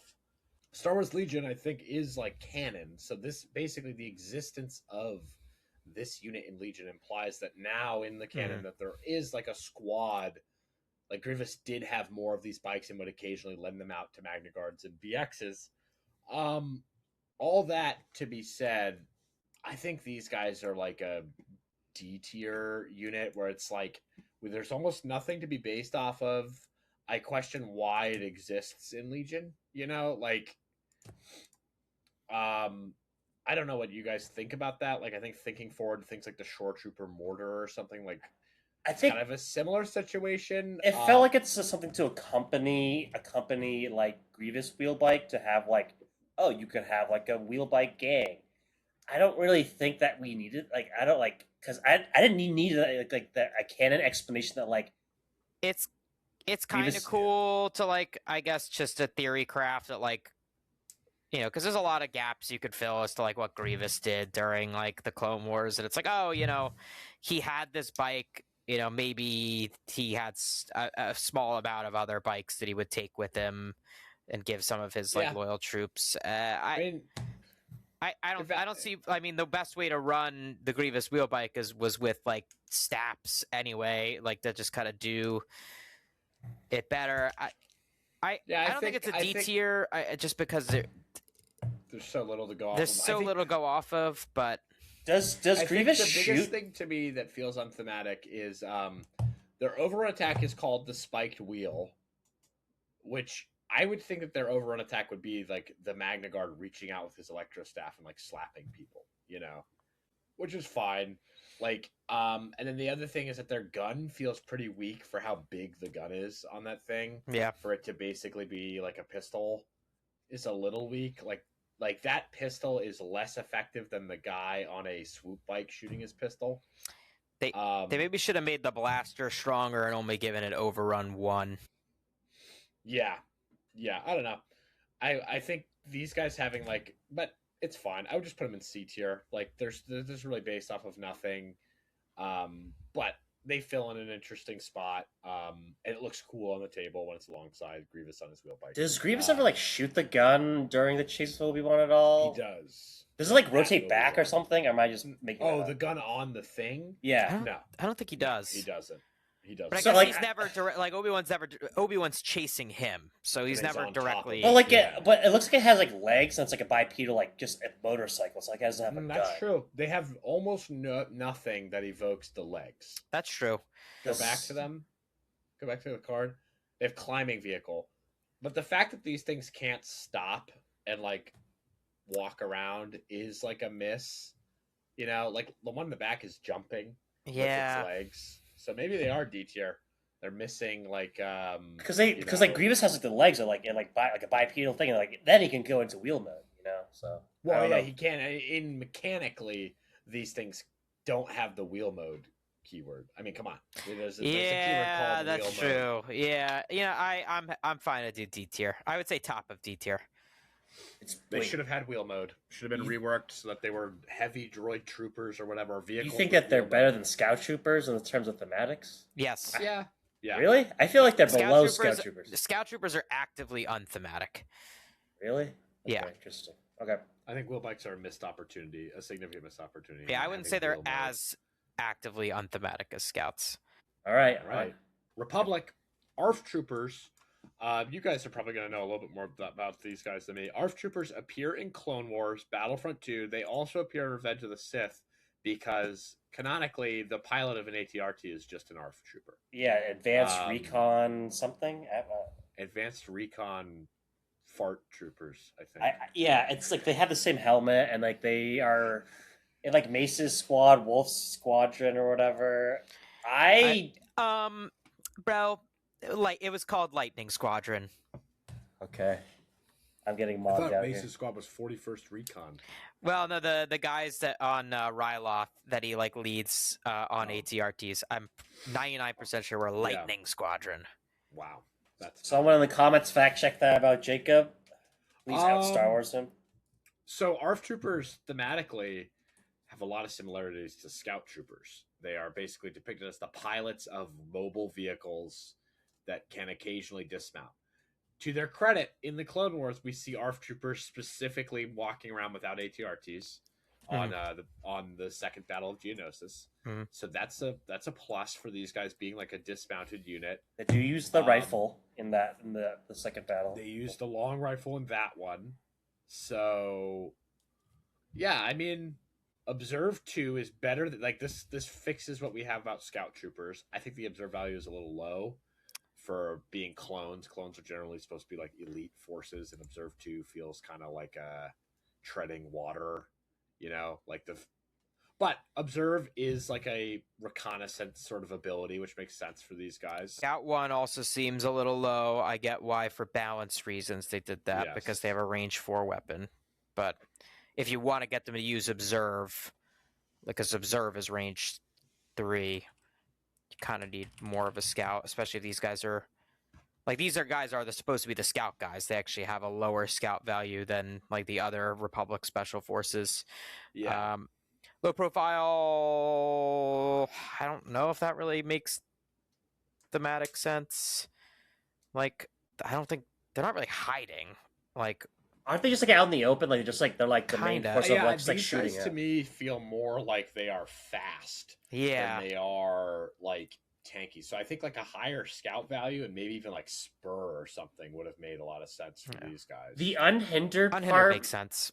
makes me think of like they are like I Yes. guess recon troops that are going to sweep ahead and like So They're not funny slowed thing down is by just in my terrain. head, whenever I think of these guys, there's a really weird vaulting animation in the Battle of Geonosis when like Waxer and Boyle, I think it is, are ARF troopers, right? They run out. One of They them do has a this helmet. really weird like jumping animation, and I think that's where unhindered, I imagine, comes from. They're like sprinting across the battlefield, like clearing stuff, and one of them he like dislocates his hip like 90 degrees. Oh yeah, I know And what scene like, you're talking about when yeah, they're rescuing it's- Obi-Wan from Oh, the down lat. He vaults over a Geonosian bullet, which is like like just vaulting over guns, like gunshots. That's what it is. It's so weird. But anyways, I think of these guys as fast, like reconnaissance units, Yes. almost like what scout troopers in Legion are. These guys feel closer to when they're actually more like a dig in heavy weapons squad, which is a little weird. Yeah, that's sort of the issue. I think they are depicted with like shooting a rocket launcher at some point because they're depicted quite a bit in Umbara. They're in Umbara. They're mostly driving Camino. ATRTs. They're in Camino. Like they're all over the Clone Wars. Yeah. I'm pretty sure I remember seeing them as Oh, they probably bring up the rocket launchers to shoot the centipede tanks in the I- Clone Wars. I think probably what that is. I feel like I remember distinctly they shoot rocket launchers at Yeah. least once. So that's fine. I think if they had some mechanic beyond Scout 1 that represented them being fast, that would be cool. I don't think low profile is like unthematic. Yeah, they not, are like yeah. able like, but it's just that in combination with like the native range 4 weapon really means that when you play them, you're often going to be just sitting them on a point and standing still the whole time, which doesn't feel. These feel like they should be the guys. That feels like your regular clone should be doing that, and these should be the guys that are running out. They do have access to a squad leader that makes it easier to do that in Obi-Wan Kenobi. Stop it. That is an F tier thematic thing. I don't think he never appears alongside ARF troopers other than like seconds. The one unit that is only takeable in ARFs is Obi-Wan, which is horrifically unthematic. And then also the two named ARF troopers, the only two like named ARF troopers that people remember are Waxer and Boyle, and you cannot take them in ARF troopers. Which is take Shock T. Yeah, it's crazy. Like that is like a huge knock against them as well. I'm sure there's a scene in Revenge of the Sith where Obi-Wan in the 212 there's a guy that is wearing his helmet. Obi-Wan goes into to fight Obi-Wan Grievous completely by himself. And then it's not even ARF troopers that show up. It's the paratroopers. Yes. Yeah, with the weirder helmets that only show up, I think. I think I confused them with the ARF troopers. They look very similar. Maybe we'll get paratroopers one day, but ARF troopers, I mean, they have some things that are thematic, but then they have some things that are like actively unthematic too, as far as like upgrade options, and just like the fact that they're like designed to be like a range 4 shooting unit. I think they're depicted as like they're supposed to be like slightly. Like they're faster and they're slightly more elite than a regular clone trooper, and yet like they don't have reliable one, so they're like low profile and reliable one are like kind of cancel each other out from like a defensive perspective, but they don't surge to hit. They're the same courage. I don't know. And then Observe 2 is just not an efficient action to ever be taking with them unless you're running them in like the 212 battle force, and even then that's like questionable. I think they hit some marks, but I think there's also some marks that are actively unthematic. I think I'd put them in C. Yeah, I think they'll put them below Rebel Commandos. Rebel Commandos benefit a little bit from just not having much depiction on screen versus ARFs, but yeah, they kind of have the right keywords. They're missing some stuff. It feels like. All right, now their cousins, ARCA troopers, Advanced Recon Commando troopers. Once again, we see the Star Wars, and this isn't just like an AMG or like a Legion thing, just the pistol obsession. ARCs do often use pistols as like their primary weapons. At least they do often dual wield them. These guys obviously appear in the Clone Wars. If you count Rex, they have a very limited live action appearance in a flashback scene in Ahsoka. And other than that, they are in Battlefront 2, which Battlefront 2 feels like it's a big inspiration for what these guys are. Mm-hmm. But they do use the DC-15 in the Clone Wars, like pure. They're not like weapons. Yeah, they are similar to ISF, and that's the thing. I think we all probably agree the old version of ARC Troopers was much more thematic. You know, they had a range 3 option, they had a range 2 option, they had access to jetpacks. Like they just were very versatile. These guys are just largely a charging unit at this point. Felt more like a specialist of like, oh, I can like go in between range 3 and range 2 and like kind of go in between there and like kind of skirt the Yeah, line. I think thematically or in canon, these guys are meant to be the cream of the crop clones. They are the best clones. They've proven themselves, similar to ISF. Like you're saying, Jacob, like they have access to all of the equipment should they want it. They're more courageous. They're more trained, and they have all of that going for them. They have tactical 1. They have sharpshooter 1. They have scout 2, which represents like them being an advanced force. They have scale. Kind of represents the, as you can see, the ascension cables. And- Impervious is a weird one. I don't feel like they have better armor than normal clones. I mean, they have the welded on extra breastplate, I guess, but Their added courage was a big factor what made them special. When clone infantry was one courage, Yeah. Now it is not as special anymore. yeah, they could be higher courage or have dauntless or something to represent that they are courageous. I think charge is fine on them. Like when we see them in the Clone Wars, they do often like terminate in melee. Like they just kind of like pistol forward charge. The fact that they have no other real weapon options, they do now have the machine gun thing, which is cool. But the fact that they don't have the ability to bring a range 3 gun feels unthematic because these guys are meant to be like able to do anything that you could possibly need from a clone. And yet they can't do the thing that every other clone can do. And no jetpacks. Yeah, no jetpacks is unfortunate. The I reason think they don't have jetpacks is because Mandos were coming out. I think if they wanted to like maximize, like, and yes, they do like kind of get in a melee where they're using their pistols and punching, and that, like that's definitely depicted on screen. I think if it was a balanced thing, I think it's much more thematic to have them be like a very flexible elite unit versus a charging unit, especially given like Gar has a lot of like charging melee units as it is. I think they should have gotten rid of charge and just made them more flexible. Yeah, they already have tactical ones. They would do okay going into a melee. I think basically for balance reasons they don't have access to the range 3 gun anymore. I think if they had the range 3 gun, and if they had, I mean, now that they have the gunner, I think they're solid. Like they would be much more thematic than they are now. I think these guys would be like, what do you think? Like a B tier unit? I want to say SPE, probably somewhere maybe above deaths between. Yeah, I'd put them in between those two guys. I think part of it too is like if you watch the Clone Wars, you could either, so a lot of the fights in the Clone Wars just terminate in the droids and the clones running head on into each other and just kind of shooting each other at point blank range, which it depends on how you as a viewer think of that. Like I don't view that as like what's actually going to happen in like these battles. That's just like Clone Wars was a kids show made for Cartoon Network in like 2008, low budget. That's the easiest way to animate is to just have all the guys run towards each other and you get the idea that they're gonna, it's like a clash, you know.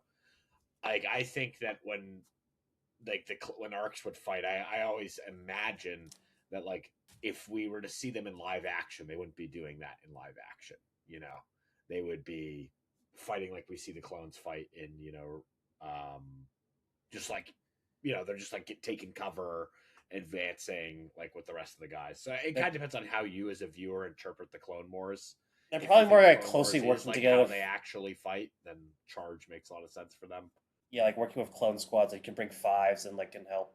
Or no, you can't. Yeah, I think it makes sense that they were like fighting with their like clone brothers and like alongside the Jedi, or like being up in the front lines. Yeah, with flexibility. Yeah, I think arcs, their whole thing is like just these are the elite clones that are flexible. You know, you have like these arc lieutenants or arc sergeants or whatever that are just often like as an attaché, like to these larger clone units. I think they're definitely thematic. I think to me it's just the loss of flexibility in favor of just like over-tuning their close quarters capabilities, I think really came at the cost of thematics, but they're still a fairly thematic unit. Yeah. All right. Wookiee time. Wookiees. So we kind of already talked about these guys for the Rebels. The abilities are all the same. I think that both of these squads make a lot more sense as a Republic unit because of the Revenge of the Sith, where we see them integrated and working well with like clones, like the clone sort of defense of the battle seems to like already be accounting for the Wookiees. I feel like it's kind of almost the opposite outside of Wookiee defenders. like the battle force. Yeah. Because Yeah. they're never depicted on screen fighting Yes. with Yeah. like at all fighting with Gar. I guess outside of like when Chewie calls his friends to help rescue like Ahsoka from the Trandoshans. Like Yeah, I think my suspension of disbelief is like any time a Republic list would have Wookiees in it, is it's a fight taking place on Kashyyyk somewhere, or like in that system. But I think yes, as like a unit of Wookiees fighting together, it is much more thematic for them to be in Gar. And I think they work well enough. They seem to like the fact that like when we see them in Revenge of the Sith, they're like have this crazy coordinated attack that's like the clones are coming in and attacking at the same time, makes me think that like them not being mercenaries is more serviceable in Gar because like they seem to be integrated into like the combat system. You know, like if Gungans were to show up in Gar, they would be mercenaries. Like you know, they kind of do their own thing. They have their own organization. So if you're going to add them into like a clone list, they would sort of be at odds with like the command structure. You know, I think, like last time, I think shooty Wookiees are more thematic than the charging Wookiees. Charging Wookiees are like kind of just kind of fulfilling a role in the army that actually arcs were reworked to replace. Yeah, you know. I think I still think they get dock points for like generally speaking, outside of the Wookiee battle force is like they're not super thematic to take. Yeah. I think anytime I see like a Wookiee being taken, like just one squad of Wookiees being taken at a Gar list, it's pretty jarring to me. It feels a little random. Random. I would put both of them in C and in the same like order. Yep. Big Wookiees because they're big. Big Wookiees. So now we just have all the mercenary stuff, which mostly are Rebel. Well, I put these guys here just because I think it highlights that they are meant to be mercenaries, which communicates that they are like not as well integrated into like the command structure of the army. So our first mercenary is the Ewok Slingers. You want to pull those guys up? Yep. They appear in Return of the Jedi, or the unit that they're meant to be Ewoks with slings in Return of the Jedi. They are also playable in Battlefront 2, although I think they actually have a bow and arrow. They have a bow and arrow in Battlefront 2, but Ewoks in Battlefront 2 is the thematic. They also have a sling and a spear. The same guy has all of them in Battlefront 2, but that is like the canon basis for Rebel or Ewoks joining the Rebel Alliance after the Battle of Endor, and in some very limited way. Again, it's similar to Wookiees, where I'm like, if an Ewok joined the rebellion, I would assume he would use a blaster. Yeah. Really? I can't even imagine. I don't think he would carry a sling with like a pile of special river rocks from Endor. But I can't imagine him like ever using like a blaster, like just like here you go, like just like I don't know. Because they're aliens, they're intelligent. Like they can learn. Paploo takes on over a speeder bike. Yeah. Isn't he by accident though? Would it be ethical for the Rebel Alliance to pick up like 7 Ewoks and be like, "You're coming to Hoth. We're gonna go to the Battle of Coruscant. We're gonna drop you off in an urban warfare environment." So these guys should never have been allowed to be taken. And these guys shouldn't exist as they are. No. They should be maybe a heavy weapon. Like that would be a cool nod. Which is I know. Like an Ewok as a heavy weapon in like maybe let him bring a bow and arrow. In one of the books, I think I forget. Might have been There's Alphabet. An Ewok, there's an Ewok like repair guy. Yeah, which is kind of funny that within like 1 year he became an adept. But he's little. He's a little guy, I guess. Fit into I forget what book that was, but yeah, I distinctly remember like a tech, like an Ewok tech expert. It's like a tech expert. Yes. Well, and to note, C-3PO speaks the Ewok language, yes, which implies that there are Ewoks that don't live on Endor, and he says that they're primitive, so which is where like the keyword comes from. So like there might be non-Bright Tree Ewoks that live in the galaxy. So we're docking points that you could take them in a Rebel army at all. A little bit of points from that, but like how they actually function on the table, especially in the Ewok battle force where they're definitely most common. It makes sense. Like a big swarm, a big herd. The target one, I guess they are like kind of firing in like controlled volleys, like when they're depicted in If like they have the order correctly, they get a little Yeah. extra. When they hit themselves on the head. yeah, the their own unhindered, I sling. guess, because they're small and that Yeah. they're like just Unhindered is because they probably thought about giving them scale, but then it was like, if they have scale, then Wookiees don't really have any advantage at climbing over them, so they kept them with unhindered. Yeah, which makes. I mean, they're traveling across They're like the tiny. forest floor, and Yeah. it's fine. Low So I profile think- makes I think sense. Yeah. Low profile is fine. Independent Search one, I don't really get why they have that over the regular guys. I don't view these Yeah. guys as being any more skilled than like the Spearman, No. just a different piece of equipment. Yeah. The target one is cool, that it's like the volley fire. Yeah. Their weapons feel a little strong for being slingshots when we compare them to like blaster rifles. rocks do hurt. I mean, they do knock out a lot of stormtroopers. rocks so- do hurt a lot. And they have the primitive keyword, which I do have to give a lot of props to. It's a really cool keyword. Really helps communicate what we see on screen, which is that Ewoks like are helpless against like the ATSTs. Yeah. You know? Like they have to use like a big log in order to like sandwich it. Yeah, they really need Chewbacca to come in and like motivate them to like, fight, to continue fighting. Like they're panicking and running when they don't even seem to understand that their slings won't do anything to the big guy, the Yeah. ATST. I think So the I think- axe is fine. I mean, you would never take the axe on the slingers, but The lack of a bow and arrow option is a little sad. that's true. I think they should have had that as just like give them something. Maybe it gives them pierce or something. Then again, a sling is actually historically, at least from close range, is actually going to be oftentimes more deadly than a bow and arrow. But Yeah, just the fact that there isn't a model in Yeah. there that has a bow when and like arrow. they are often Um, depicted with bows and arrows, I think these guys are. I think these guys are. A I would, tier. yeah, I was gonna say A. I think like low A. I They feel pretty almost, thematic. I almost want to say S because they come with also those very unique upgrades that like. But they can be brought in General Rebels. which Yeah, is I just think like- the fact that they can be bought in General Uh, Rebels and the Independent Surge one for no reason. They could be brought in General Rebels, but do they get brought in General Rebels? They though? used They to, can be. yeah.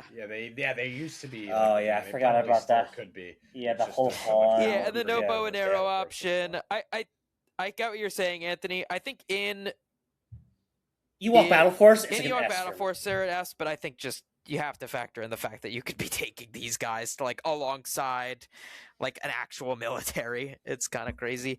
Yeah, just like the implication that the Rebel Alliance would bring guys with slings and not Yeah. give them guns. You know, That's kind of funny though. It's They like just- it's different from Star Wars, but it's like Sergeant Johnson. Back in my day, we had we had two sticks and a stone, and we had to share the stone. But yeah, I think A tier is fine. Do you think it's more thematic than Magna Guards or less thematic than Magna Guards? I think they're less thematic than Magna Guards. Really? You think Magna it's- Guards have a very, very small, like, just like they feel a little off. I think these guys have a more nameable, I would say also below ISF. Yeah, but there we go. That's good. All right, this is all your territory. I do not know anything about Clan Ren or Clan Clan Ren Cruz. appears in Star Wars Rebels. It is Sabine Wren's like family. They also appear in The Mandalorian. I said The Mandalorian probably. They're like in the they're in season 3, right? Like in the I don't think fight? they're specifically.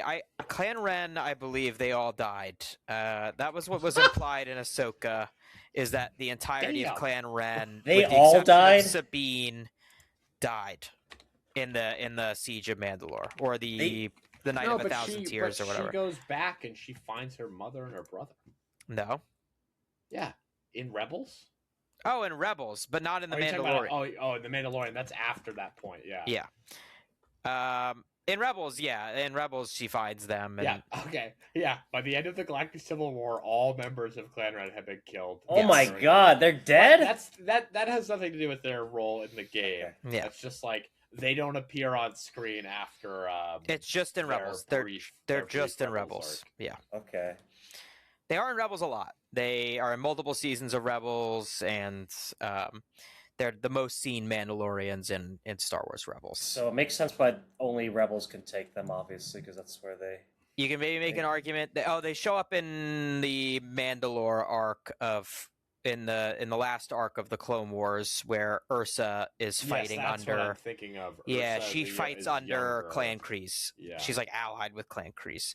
Yeah, so in Rebels they appear. They're Sabine Wren's family. That's pretty much the extent to like why they're in the story. Like they're her family. They're Mandalorians. They have all the Mandalorian tat, and they have like a clan, like identity.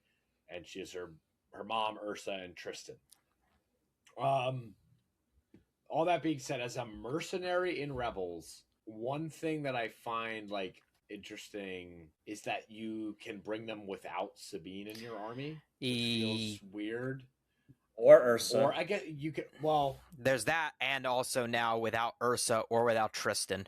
Yes, you don't have to have anyone. You can have none of the characters, which means that it used to be where you had to at least take Ursa and Tristan, and there was really no like you were losing a lot on them by not having Sabine, and now like with their keywords, like they don't actually even need Sabine to function. I think they went for being one of the more thematic units in Rebels, or one of the most thematic special forces to like they're actually really not that thematic anymore beyond being generic Mandalorians. Yeah, I think you could imagine that. Like you can imagine that after the events of Rebels, the Clan Ren may have joined like the Rebel Alliance. Yeah, just not like support. Nominally as like a mercenary. Yeah, sure. I think as like their own. Generally, they push you towards bringing at least one of the named Clan Ren characters, either as a heavy or as like a usually as a commander or operative, which I think makes a lot of sense. Like because we fight for our family doesn't do anything unless you have another Clan Ren unit, right? Yes. Correct. You need another Clan Ren unit there. I think like other than that, they share pretty similar things. Like the Dauntless is like similar to what Sabine has on the Darksaber if she takes it with her. If she has Dauntless. Yeah, the keywords make sense. Impervious is like obviously Mandalorian armor. The Nimble is kind of in line with. I think Sabine doesn't have Nimble, but they have Nimble she because they're a rebel unit. Yeah, why they have Nimble. I don't think there's any real reason for Clan Ren versus any other Mando unit to have. I think it's sort of indicating that like they operate similarly to Sabine, where they're just like very fast. Like they're not the big punchy Mandalorians, like the beefy Mandalorians of like Clan Saxon. Like these are like the quick, surgical Mandalorians. I don't think it's like unthematic. So one issue that I have, and this is an issue I have, and I'll bring it up with Clan Kreese, and will probably come up again later, is Mandalorians in as AMG depicts them are like the power crept, like power scalar version of Mandalorians. Like I don't feel like the average Clan Ren like family member was this super elite like soldier that's like easily 5 times as effective as like a stormtrooper, like when you see the Mandalorians on screen, like they just kind of are guys. Like they just like fight. They have jetpacks usually, but like they aren't like implied to be this huge, like immensely powerful fighting force. I guess like maybe more recently, but like I don't know. Like the idea that these guys roll a red and a white, surging to hit per model, flamethrower stack of them. They have a flamethrower. Like one of these guys could probably wipe like an entire. He could like 1v6 B1s. He could maybe even wipe out a whole stormtrooper squad before they can take him down. That just doesn't seem to me like the power fantasy of these people. Like it seems like they're more like they have jetpacks. They boost around. They have their family members. I also think the heavy option, the fact that these guys are taking for a long time. Their only heavy option was the Beskar duelist. They're never depicted on screen.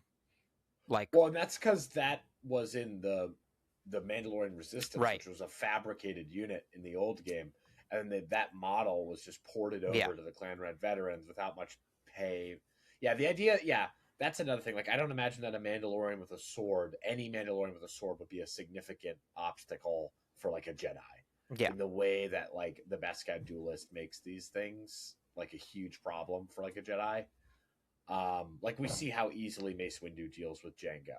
You know, Django is like in full Mandalorian armor, and he's just as is elite like as it gets. the best. He's probably the elite, the strongest Mandalorian ever up to that point. He's the template, and he gets like one tapped by Mace Windu. So the idea that like this guy with a vibro sword is like gonna tie up Mace Windu for like the whole Legion game is a little weird to me. And I think the problem here is basically that they used a one size fits all template for Mandalorians. Yeah, all Mandalorians pretty much are the same. They have surge to block, they have impervious, they have jump, they have their speed 3, they have a really powerful range 1 to 2 pistol. They have like their bespoke Mando keyword that gives them more token generation. See, I don't know. They're fine. They're fine. I think that they're a little bit like, you know, Mandalorian power fantasy. Yeah. More than like actually representing what they are on screen. I do think of the Mando Special Forces, to me, there's like probably going to be more knocks in them than the others as far as thematics goes, between the Beskar and like the fact that you don't actually have to take the family members. Like, I would say they're probably below B. I was gonna say maybe C. Maybe top of C, actually. I was gonna say C. Yeah, I would say C. I feel like the Mandos in general are gonna probably be in C, but we'll see how it goes. All right, Clan Kryze vets. Clan Kryze vets are playable in Republic and in Rebels. Same general stat line as far as like offensive, defensive output. These guys, instead of having the we fight for our family, they have Mandalorians are stronger together. Instead of nimble, they have tactical. I think these guys are more thematic for mainly 2 reasons. I think these guys are like these guys to me have more of an excuse to be elite without Bo-Katan. Like, I think Clan Kryze is supposed to be like, it's the royal house. Like, these guys are supposed to be the creme de la creme. They fought in the Clone Wars. Like, they're seen a lot more on screen, like fighting alongside Mando in the Mandalorian. Axe is no slouch. Bo-Katan is like no slouch. However, Axe was probably like 12 years old at the time of the Clone Wars. So yeah, all right. Is Axe also in any other media? Maybe he ages at the same rate as Bo-Katan, and they both are just like, yeah, exactly. They're both 50. Is Axe in any other depiction other than the Mandalorian? Is he like in Rebels? Oh, so he's just like, is he like just like an OC type thing? I mean, maybe they can go back and say he was one of the Clan Kryze people in Rebels, but I don't think that was like. And I'm assuming the Clan Kryze veterans were the people like guarding like the not the Prime Minister, the Queen or whatever in the Mandalore or whatever, the palace. Is that what they? Is that them? They did not do that because they were part of Death Watch initially. So they're evil. But like they were their Clan Kryze was the royal house. So to me, it's like there's a little bit better of an argument that they're elite. I think they have a little bit more of a claim. Again, they are hurt by the fact that they used this like one size fits all profile and then just layered on like a couple keywords. But yeah, I think these guys fit that profile the best. There being 5 of them in a squad is kind of weird to me. Yeah, that's true. I don't really understand that. It's sort of out of line with the rest of Legion thematically. Like, if these guys are elite Mandalorians, why are there more of them? Yeah. You know, than clones, than ARC troopers. Yeah. Obviously, they're more expensive. I do think these guys are overpriced. Again, yeah. Like, I do think they're more elite than they should be. Like, these guys. I feel like they should be interchangeable with ARC troopers in terms of how effective they are, like on a battlefield. You know, like they are an elite guys. They fight for like this house. They probably don't have a lot of real practical, like large scale battle experience. You know, like the way that like a clone would. But instead, they're priced like they're the Bad Batch, which is like that's the a little most crazy elite squad in like the history of the Republic that can like Wrecker can like pick up an LAAT on his own. Yeah, and I don't. Yeah, I definitely don't almost disagree. The same amount of dice per model as like Wrecker. Yeah, that's true. But yeah, so I think they're a little bit more powerful than their on-screen depiction would suggest. But yeah, I'd put these guys probably B tier. Yeah, I think they have a better argument to be that more powerful than Clan Ren. Yeah, I put them maybe above Arc Troopers. Yeah, I think they're above Arcs. They aren't missing a major part of like what appears. Yeah, they're just a smidge overtuned and overcosted. Yeah, we forgot about. No, we didn't forget about these guys. Or I forgot about these guys. Super Commandos. Yes, only takeable. And there are two versions of them. Oh, yeah. Two Yes. very similar versions of them. Strange. Let's do the Shadow Collective one first, which actually has a much stronger canon basis. So the Shadow Collective version has only 3 models per squad, is a lot cheaper. Actually has a much more unique profile, which I would like to see them have done with more of these Mandalorians. Yeah. You know, they don't have surge hit. They don't have like tactical, but so they've defend and independent. They are seen on screen in the Clone Wars. They're like in only a handful of episodes. They're the Mandalorians that stay loyal to Maul when he takes over Mandalore. I think these guys feel more thematic than the Clan Kreese. I feel like.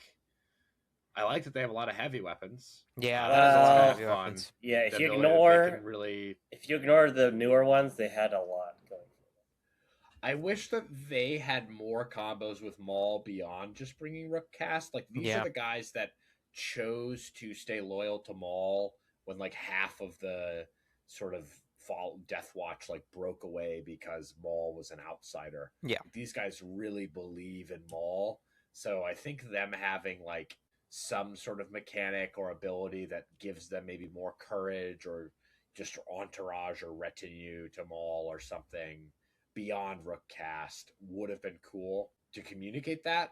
But I think otherwise, I think they're pretty thematic as to like what we see. They aren't like amazingly powerful. They're a little bit more elite than like a core unit. You know, they got their jetpacks. Yeah, but it's like it's not. It's like in the Siege of Mandalore, like clones are like Clones are seem able to be- fight them like on a fairly even playing field. Yeah. So I don't Like know. the I would 501st put- clones I would anyway. put the Maul loyalist version of them maybe like bottom of A tier. Like Yeah.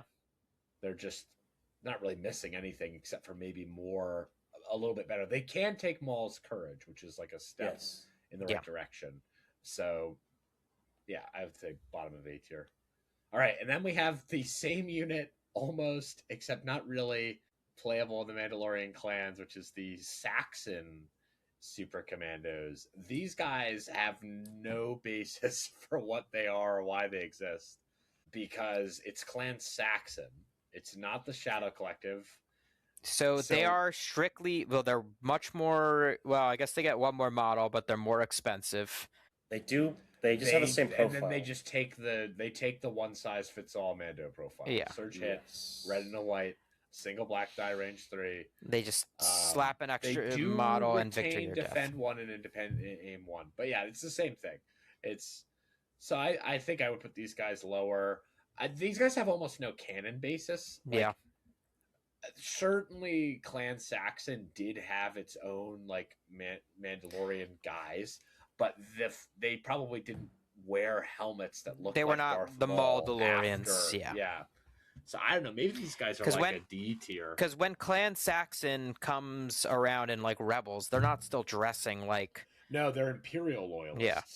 They wear like actually, essentially like stylized stormtrooper. and that's the armor. only time they're actually depicted on screen as So like that's Clan almost like a- Saxon yeah. Mandalorians. It's like an art design model issue where they basically Yeah. like.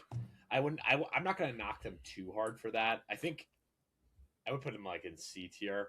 They don't really have a strong basis to exist. They again suffer from the one size fits all Mandalorian design. But I'm not going to hold a lot against AMG for trying to put a new way to play like old models, even if they aren't 100% on theme. I think you could assemble them without the Maul helmets. It's weird that the artwork depicts them with the Maul helmets. Yeah. I think they just. I almost think that these guys in canon would be the all black Mandalorians that you see in Maul Shadow Lord that are with Rook Cast and Maul, but Right. defect. Yeah. That's who I would imagine these guys to be. They would be like they would be former Maul loyalists that then stopped being Maul loyalists after he got his ass kicked too many times. Like, maybe this guy's not. Yeah, He's all not right. all that. Yeah. All right. All right. Well, it seemed That's like it. we had a fairly even distribution. Just like most things is somewhere in the middle. Only one unit that like hits the mark perfectly as special And one forces unit that we thought thematically, was really bad. and then one that was just like completely unforgivably atrocious. Yeah. It's interesting. I imagine characters are going to be more all over the place. Characters are going to be an epic thing. It's going to be a lot. We're definitely going to wait to do characters because we already talked about their command cards. Yeah.